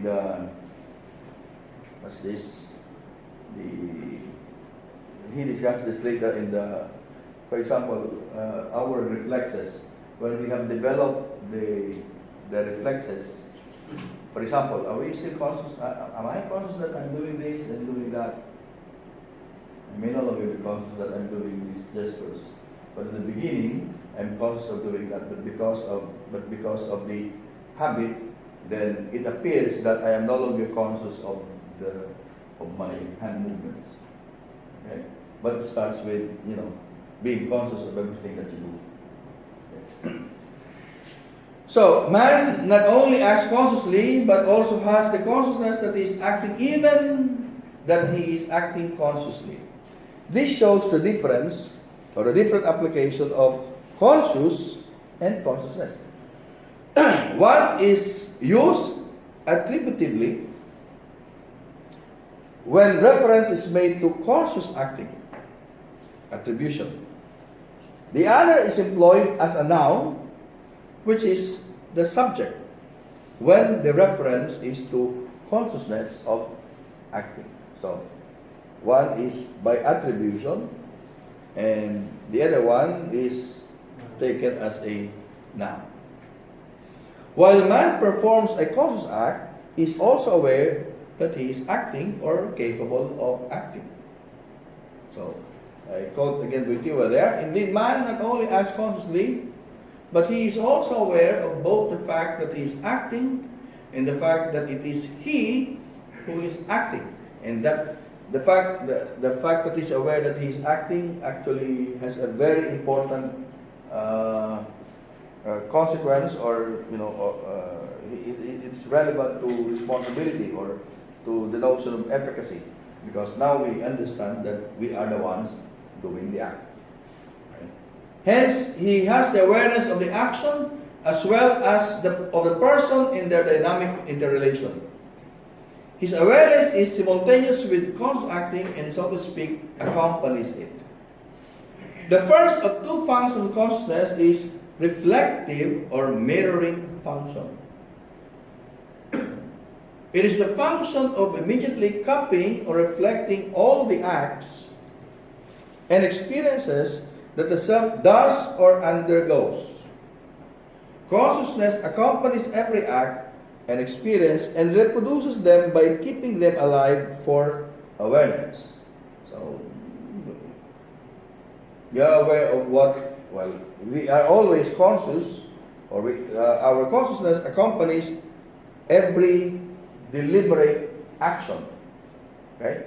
Of course, we have already made a distinction between acting, deliberate action or conscious acting, and that one that simply happens. Okay, so we are talking of not of the other dynamism. So consciousness always accompanies and reflects human action while it is being performed. It reflects what man does and what he encounters and what happens in his interiority. Once the action is finished, consciousness still continues to reflect it, though it no longer accompanies it.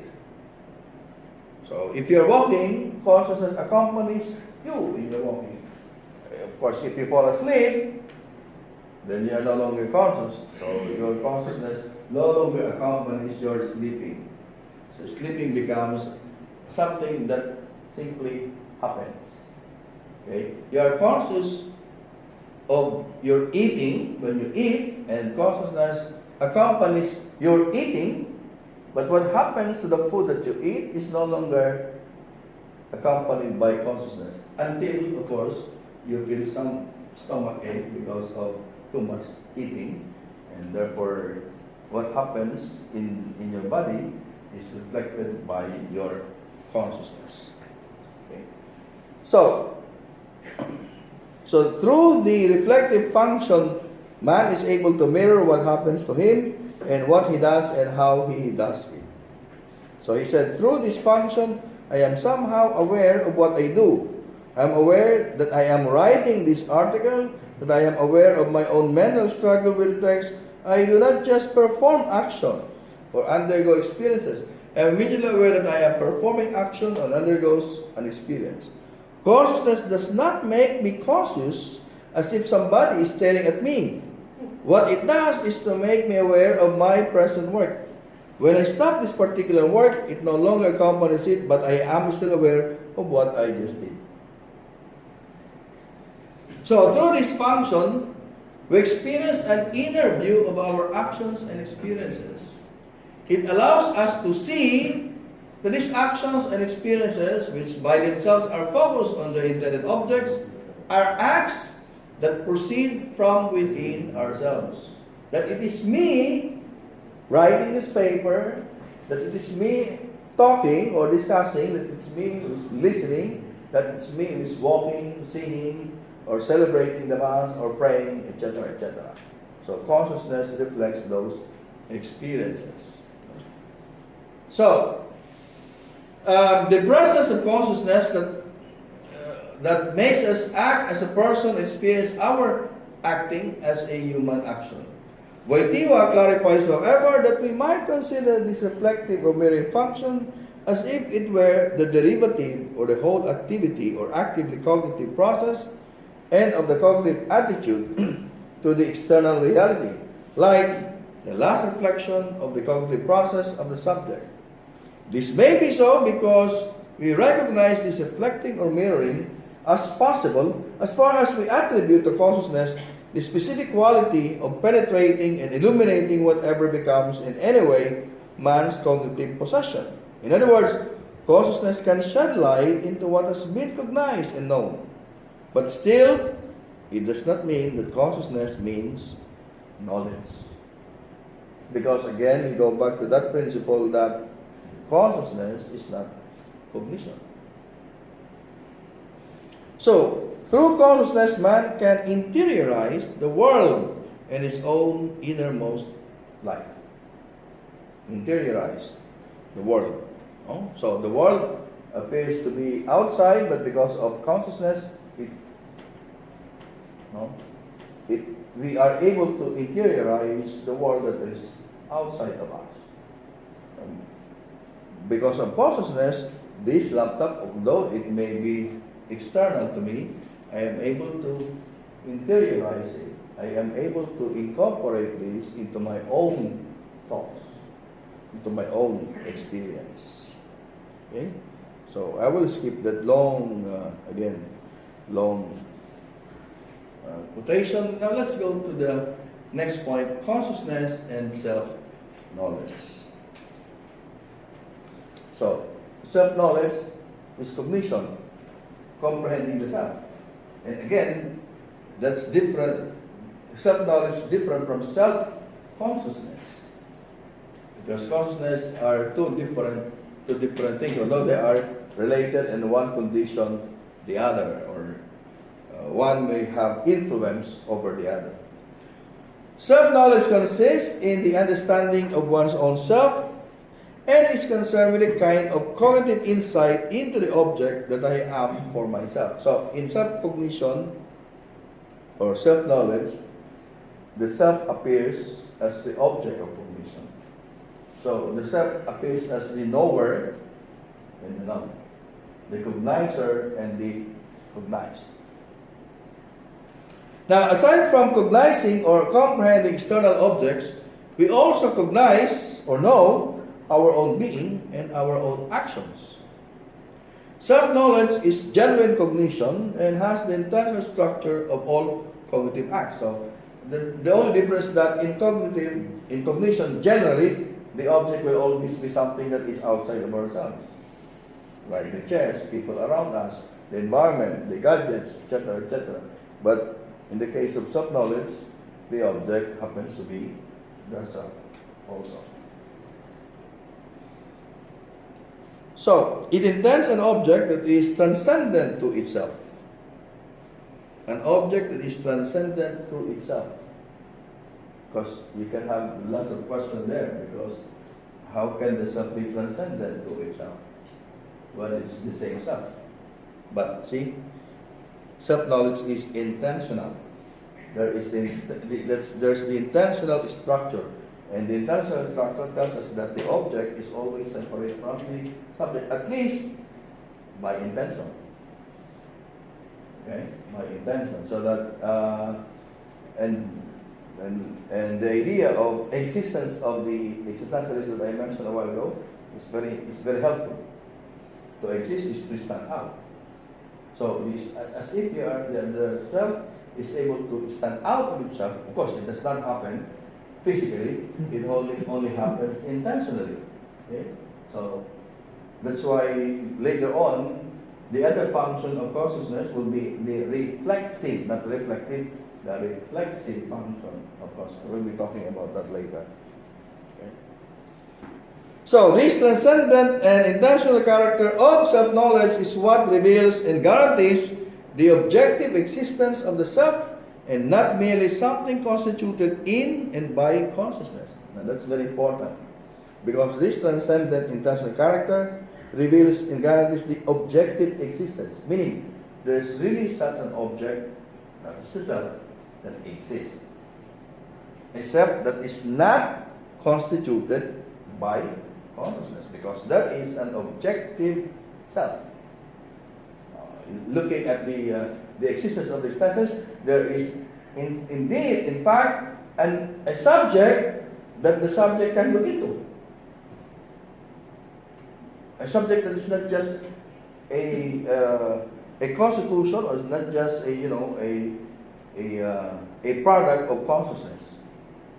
Hey, I am aware of myself, and the self is just a construct of my consciousness. That's not the case, because there is really a self that can be cognized. Okay. So, in self-knowledge, the self and its acts are brought into objective focus for the self, and so they are cognized or recognized as ontological and objective realities. So again, it goes the same, the same thought of Wojtyla about the ontological and objective status of realities, including the self. So the self is not just a product of, some mental or product of the consciousness. There is really an objective reality there. The subject's ego is cognitively grasped as an object. Because of this, the person and his action have an objective significance in consciousness. So consciousness, through its reflection or mirroring function, derives the objective comprehension of the ego through self-knowledge. The subject man is also the object. He is the object for the subject and does not lose his objective significance when mirrored by consciousness. In this respect, self-knowledge seems prior to consciousness, and cognitively relates to the ego and its actions, even if consciousness in itself were not intentionally directed towards them. Self-knowledge therefore sets a limit to consciousness, and the limit beyond which the process of subjectivation cannot proceed. So, for Wojtyla, self-knowledge is sort of a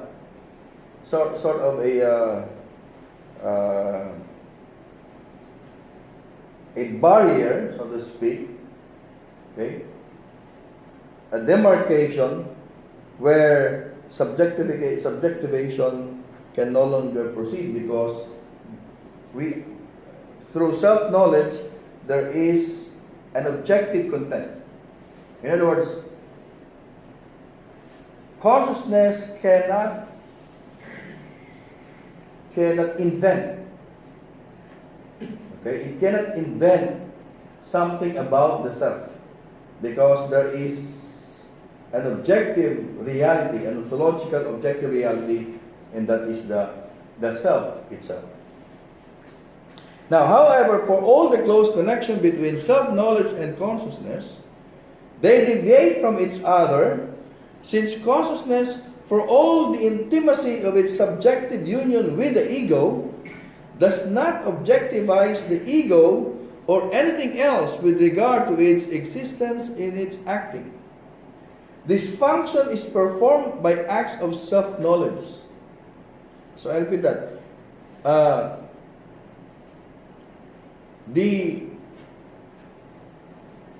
It does not objectivize the ego or anything with regards to its existence. It does not objectivize, because that function of objectifying the ego belongs to self-knowledge. And it is to these acts that every man owes the objectivizing contact with himself and with his action. It is because of self-knowledge that consciousness can perform its mirroring function of the self and its actions. Okay? So the point of video is that consciousness cannot constitute the self. Okay? It cannot constitute the self. Meaning, we cannot, of course, we have our own understanding of the self because of our self-knowledge, but consciousness cannot make some inventions or modification about the self. No? Well, it happens that sometimes you can imagine yourself to be this and that. But because because self-knowledge tells you who you really are, then there's a limit to what you can imagine yourself to be. Okay? Because there is an objective, well, of course you can say, well, I become what I imagine myself to be. Right? But even this imagination is, being aware by consciousness. All activity, even whether they are cognitive or imaginative, everything is reflected or mirrored in consciousness. Yes. The consciousness does not constitute, but simply mirrors. Yes, it simply reflects. And does not So, you can just imagine, you look at the mirror, well, probably you can imagine yourself having wings, but look at the mirror and that's what you get from your consciousness. Because that's one function of consciousness, to mirror the self. So imagine yourself looking at the mirror, and that's actually the function of consciousness, to make you see who you really are. So there's always the object that is being mirrored. So, well, you can probably put in the mirror some of the things you want. You can put there some things in yourself, but still doing that is being mirrored again by consciousness. So that's the mirroring function of consciousness. Okay?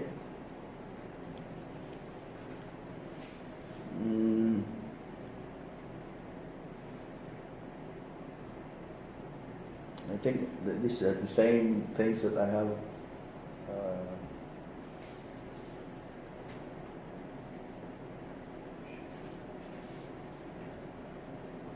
So see the difference. Oh, sorry, I'll go back to this. So this last part. Self-knowledge, therefore, has its object. Not only the person and the action, but also the person as being aware of himself and being aware of his action. Right? Because of course, that's made possible by consciousness. So this awareness is objectivized by self-knowledge. I have the self-knowledge of my being conscious, and because of it, I am aware of the consciousness of my being and acting. And what makes this possible is the mirroring function of consciousness. Okay? So imagine yourself, if you stand in front of the mirror and you become conscious. So you make faces, then you become aware of you making faces. Okay? You cry in front of the mirror, even if you fake you're crying, then that is being mirrored, reflected by consciousness. Okay?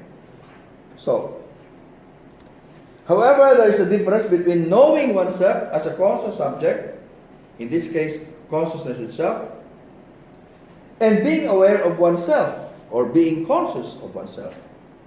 Self-knowledge gives the I the cognitive material which is reflected in one's consciousness of oneself.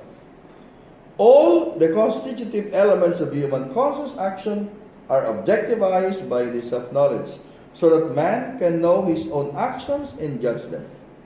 The work of self-knowledge is to make man aware not only of his own self and of the actions related to it, but also the consciousness of his actions in relation to his ego. So that's the reflective function of consciousness. Now let's go to the second function, the reflexive. So reflective and reflexive function, and these are two different functions. Okay? So, consciousness performs an additional function, and that is the reflexive. Okay? Through the reflecting function, we have an inner view of the self and its acts. But through the reflexive function, the acts that are reflected or mirrored about the self are experienced as one's own actions. Okay? I don't know how I'm going to put this, but I'm going to use, I don't know if this will make sense, about Marcel's distinction between I have a body and I am a body. You familiar with that? Again, looking at my body, I can have an experience of myself when I look at my, so I look at my hand, I look at my feet, then I say, I have a body because I have these hands. But when I think of it, this body, like these hands, are not just hands. Well, they are hands, but they are not just anybody's hands. They are my hands. So this body that I have is not just a body that I possess. This is actually me.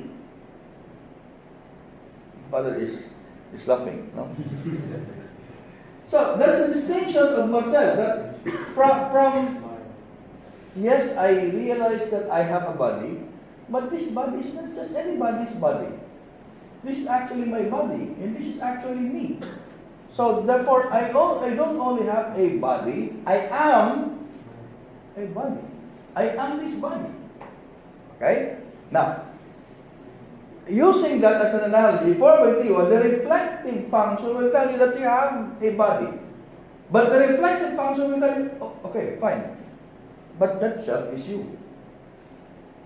So the reflexive function points to the very self, the very origin of this action. It's actually the self. I don't know if that makes sense, but so the reflexive trait of consciousness, or reflexiveness of consciousness, denote that consciousness turns back naturally upon the subject or the self, so that the subjectiveness of the subject is brought into prominence in experience. It makes the subject of the reflected acts aware that he is the subject and that the reflective acts are his own. I become at once aware that the subject is I and that the acts I perform are my own acts.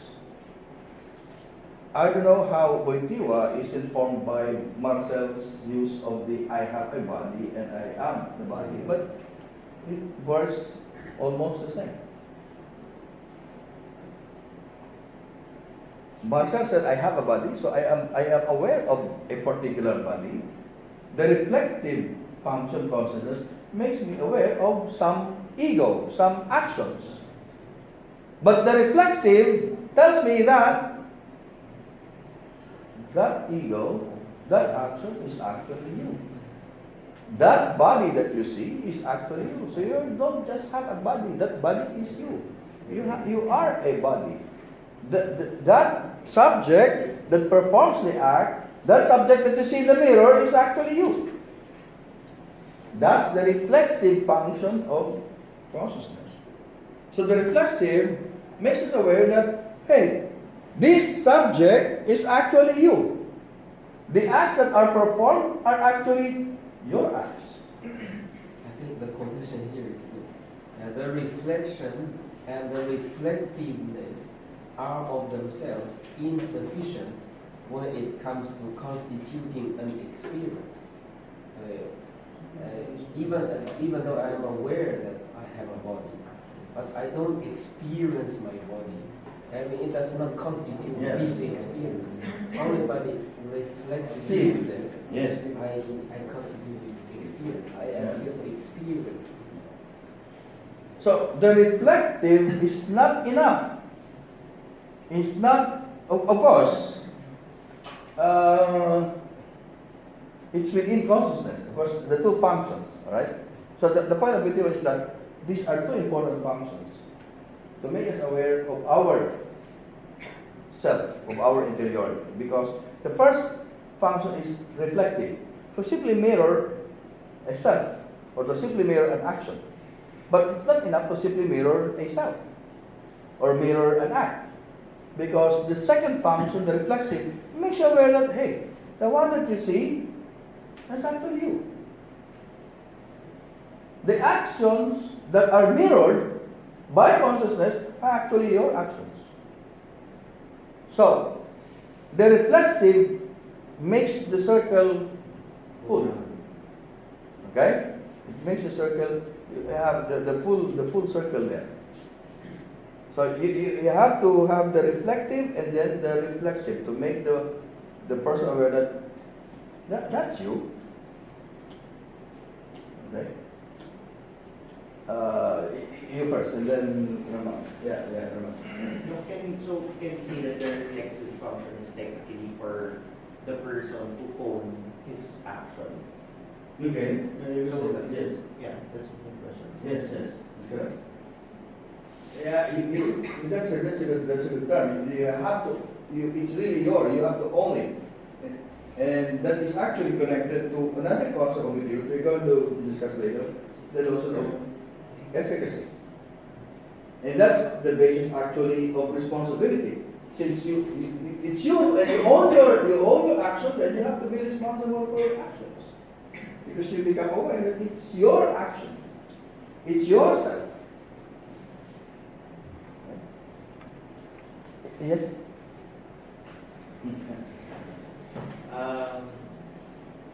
This reflexive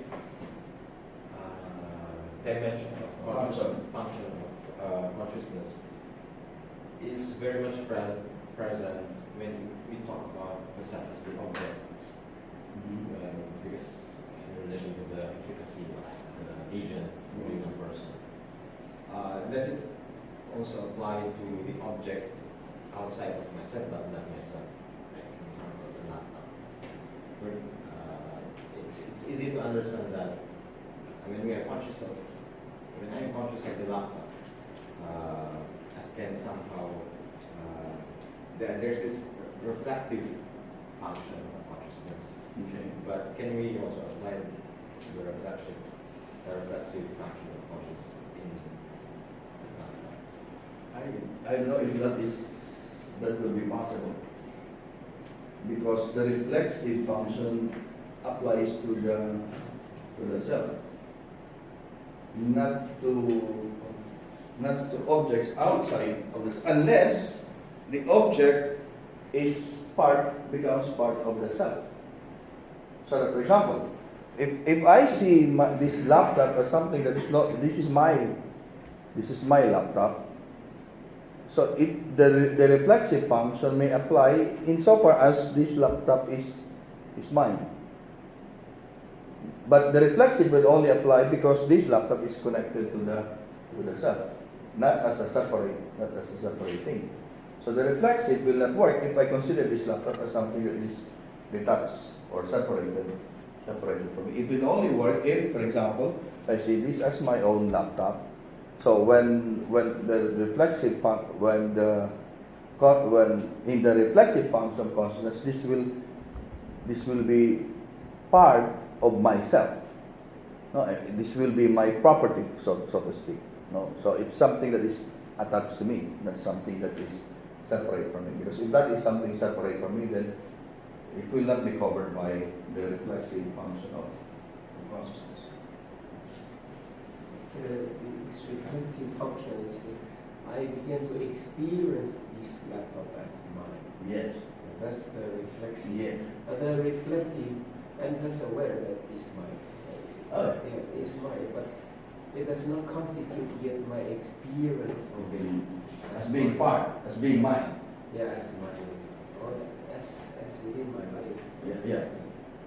So it has to be connected to you so that it becomes part of that becomes part of the reflexive function. If that is separated, it will not be part of because it's not part of the self. When I'm walking, and then suddenly I'm aware that, oh, there's this laptop, but I just feel indifferent. I know that there's this laptop, but I don't really appropriate that laptop As mine, as yours. The reflexive function will not apply to the laptop because Well, it's separate from the self. But consciousness still has this. Oh yes. It's just somehow being stagnant, not being activated. Yeah, because it will not appear as part of the self. But insofar as the action is concerned, can also have reflexive, right? I began to experience this awareness. Oh yeah, the awareness itself, but not the object. The awareness of the object. Yes, yes. So I began to, I bumped into a laptop. I am reflexively, I experienced this. Oh yes, yes. As bumped into. Okay, Although yes. not mine. Although not mine. Yeah. Oh yeah, I yeah. bumped into it. Yeah. So you say, I think it was me who saw the laptop. You can say that. I think, like you're driving and then you hit a person. So the reflexive function will tell you that it was you who hit the person. So the person becomes part of you because of that connection. But if that person is just outside the circle of your influence, or is not something part of yourself, or that's not part of your experience, then it will not be part of the reflexive function. No, I'm just going to ask you whether is there a precedence of between the two? I mean, should reflexive function come first before reflection, or both has to exist in equal terms, and then they just have to experience, to have a certain experience before we know which one is which? I mean, is there a precedence? Should reflection go first, and reflection and reflexivity? I think the reflective should come first. Because I have a question afterwards. And what's that? Sorry, this is applied to persons understood as man, Okay. as humans. Okay. But, well, in science, there's also consciousness in animals, but it is not natural. It's seemingly induced by their, like ours. They learn it. Okay. Okay. Example would be an elephant, probably. This would be an example, scientific. If it sees a mirror, it will not directly know that it is itself that is seen.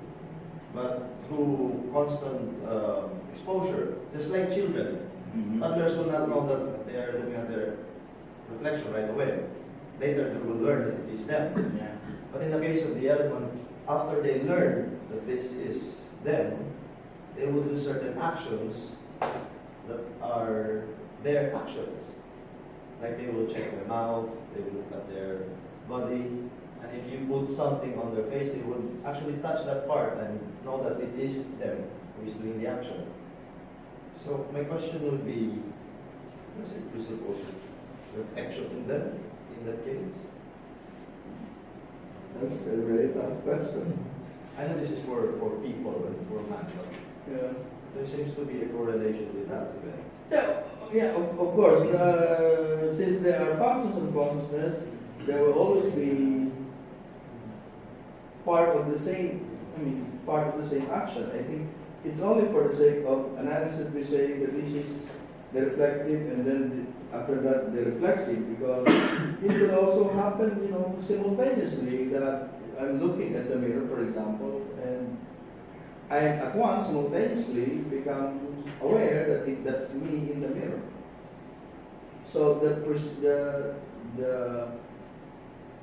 what comes first may not be the problematic, because it may actually happen simultaneously, that there's both the reflective and the reflexive.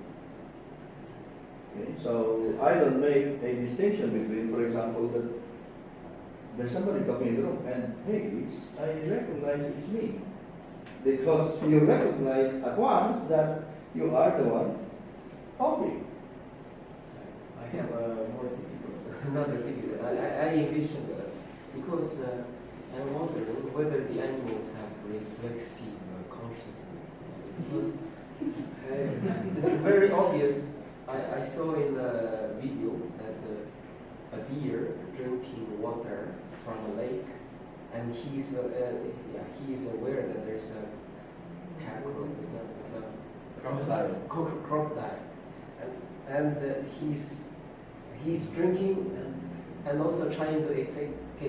So at that moment, at least he's aware that there is danger, and he is also aware that he's drinking, and he's also aware of the danger. And he also experiences the danger, and the crocodile bites and he runs. So I mean, the question is, do they really have consciousness? I mean, even in the reflexive.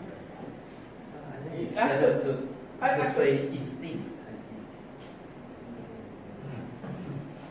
think. Natural instinct. Because they are drinking and they are aware of the danger. It's very obvious. There are two ways. There are many ways we can explain this. One school of thought will say that, especially in environmental ethics, they will say that consciousness, the anthropocentric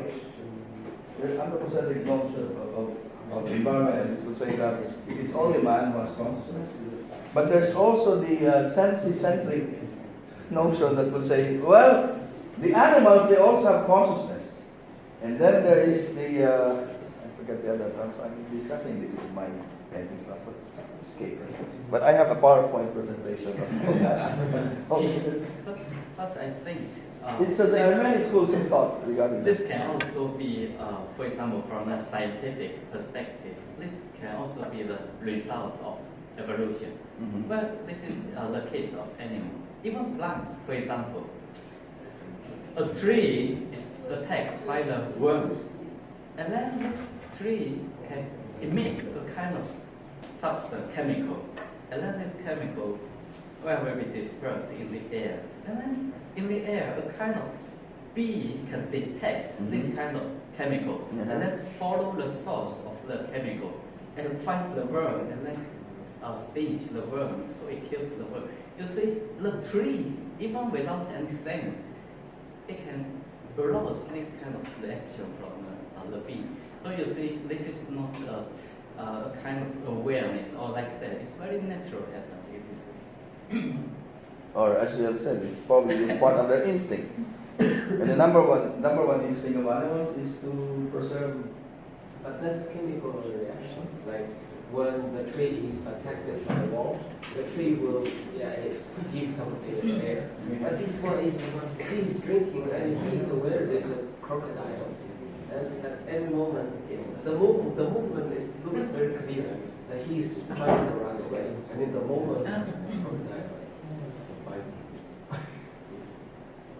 So that the deep ecologists maybe are correct. That there is consciousness is common. I mean, it's common to all these natural things. So there are many schools of thought, and one of the, and even if we say, for example, that it's based on instinct, but the instinct must have some, consciousness for the instinct to work. Well, you cannot be aware of the danger. I think consciousness, well, it has rational nature, rational. So I think animals cannot be. Father here is anthropocentric. Consciousness is exclusive to the anthropos. The animals cannot have consciousness. At best, instinct. At best, it's instinct. Okay, so anyway, all right. So I will have to go to the last part of this. Where is this? The last part will be the emotionalization of consciousness. Okay. So all human and psychological events are reflected in consciousness. All kinds. of experience. Consciousness reflects sensible as well as emotional experience, and it receives sensible and emotional impressions, but emotions can influence the function of consciousness. Emotion can influence consciousness because man is not only a thinking and conscious subject, he is also a feeling subject. So Wojtyla points out that emotions are not only reflected in the mirroring aspect of consciousness, they also affect the images of the various objects, including the self and its actions that are reflected in consciousness. So they can affect the images. They can affect the images that we perceive or that we are conscious of, and they can also affect the way we are aware of ourselves and our actions. Our feelings can color our experiences, so that pleasant emotions or feelings can paint a pleasant color to our experience. So it's not just the object that's being colored by the emotion. It's actually even the emotions of consciousness. So diverse feelings emotionalize consciousness. That is to say, they blend with its two functions, reflecting and reflexiveness, thereby modifying in one way or another their character. The specific influence of the emotive element on the consciousness is what Wojtyla calls emotionalization of consciousness, the coloring of the emotions of to our consciousness. And I have this, again, long quotations. There are two possible reasons for the emotionalization of consciousness. The first one points to the intensity and changeability of emotions that makes them difficult to control. The emotions are very intense. Okay? They may not last very long, but they are very intense, and because of their intensity, it's difficult to control them. Emotions are, of course, very fleeting. They may just be there for a few moments, but the intensity could be very strong and difficult to control them. The second consists in the weakness of self-knowledge, which is not able to objectivize the emotions efficiently. Okay? So the function of self-knowledge is to objectivize, but self-knowledge may not be that strong. Okay? So it may just give in to the emotion. So when the consciousness no longer mirrors the feelings as something that happens in me, because, like for example, is it wrong to be angry? It's not wrong. It's natural to be angry. What is wrong is what you do when you are angry, and you may lose control because of your anger. Okay, but because of this intensity of the anger, well, it may appear to be. It may no longer appear as something that happens, but rather as something that happens. Then the link between the emotions in the ego is broken. So Wojtyla points out that the emotionalization consciousness touches not only the mirroring, but also the reflexive function of consciousness.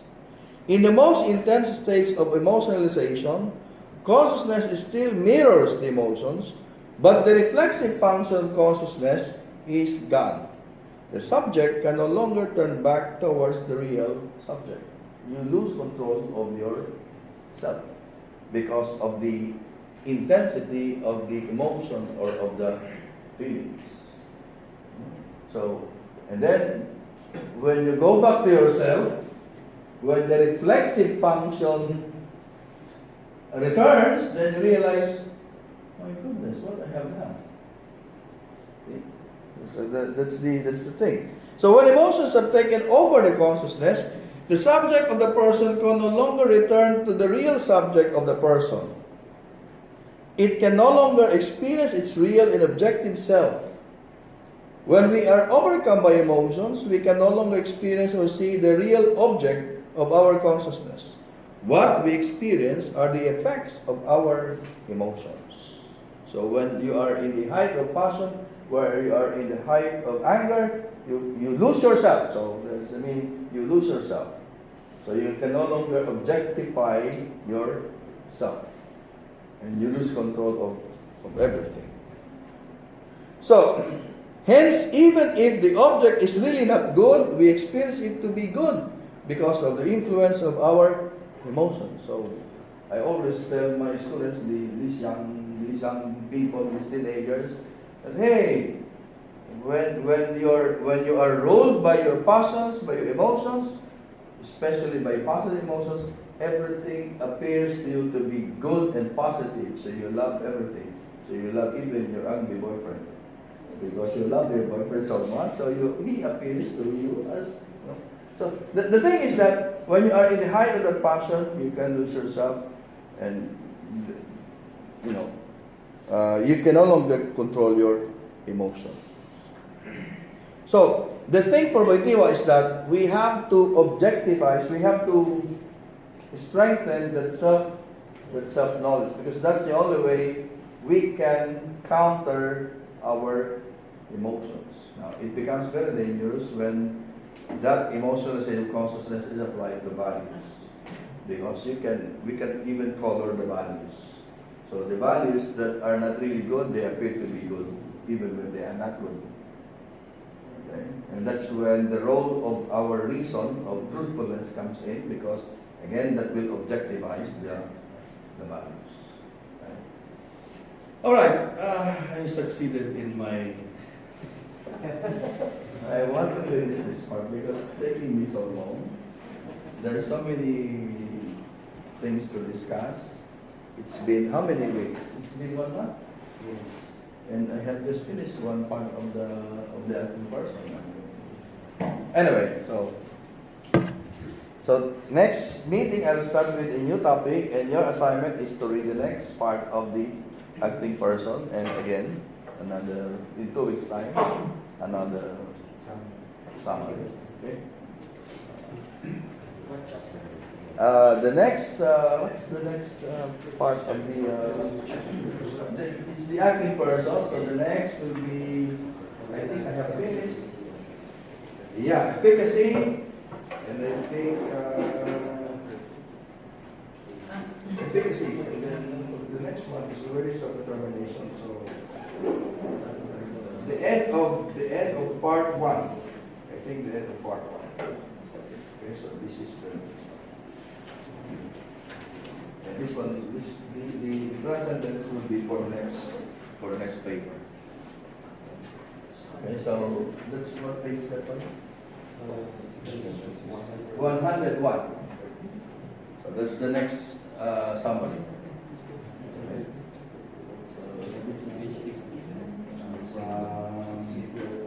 From 60 to 96, but that's to 100. Page 100. It's until no. Becoming subject, efficacy, I think. Yeah, until here. Yes. So actually, that's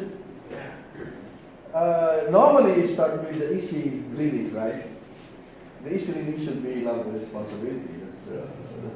That one is, you know, the joke in Lublin in Poland for the you have for the priest they have to be good, because if they're not good, when they go to purgatory, that's the book they're going to read. So they have to be good. They have to be good, because it's a punishment for them in purgatory if they will not be good priests. It's a very difficult book to read. But anyway, well, if you succeed in reading the acting person, then the next book, Love and Responsibility, will just be easy reading. Because that's really a very difficult book to read. Anyway, I don't know if it was difficult because of the content or because of how it was translated, but just the same, it's a very difficult book to read.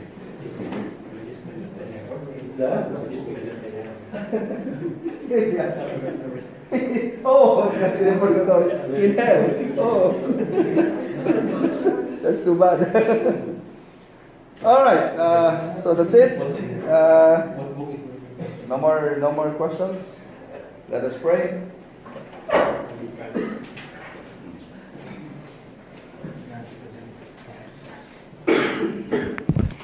In the name of the Father, the Son, and the Holy Spirit. Amen. Glory to the Father, and to the Son, and to the Holy Spirit. In the Father, the Son, and the Holy Spirit.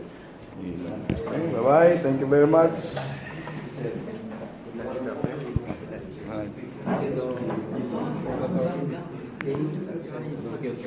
Bye.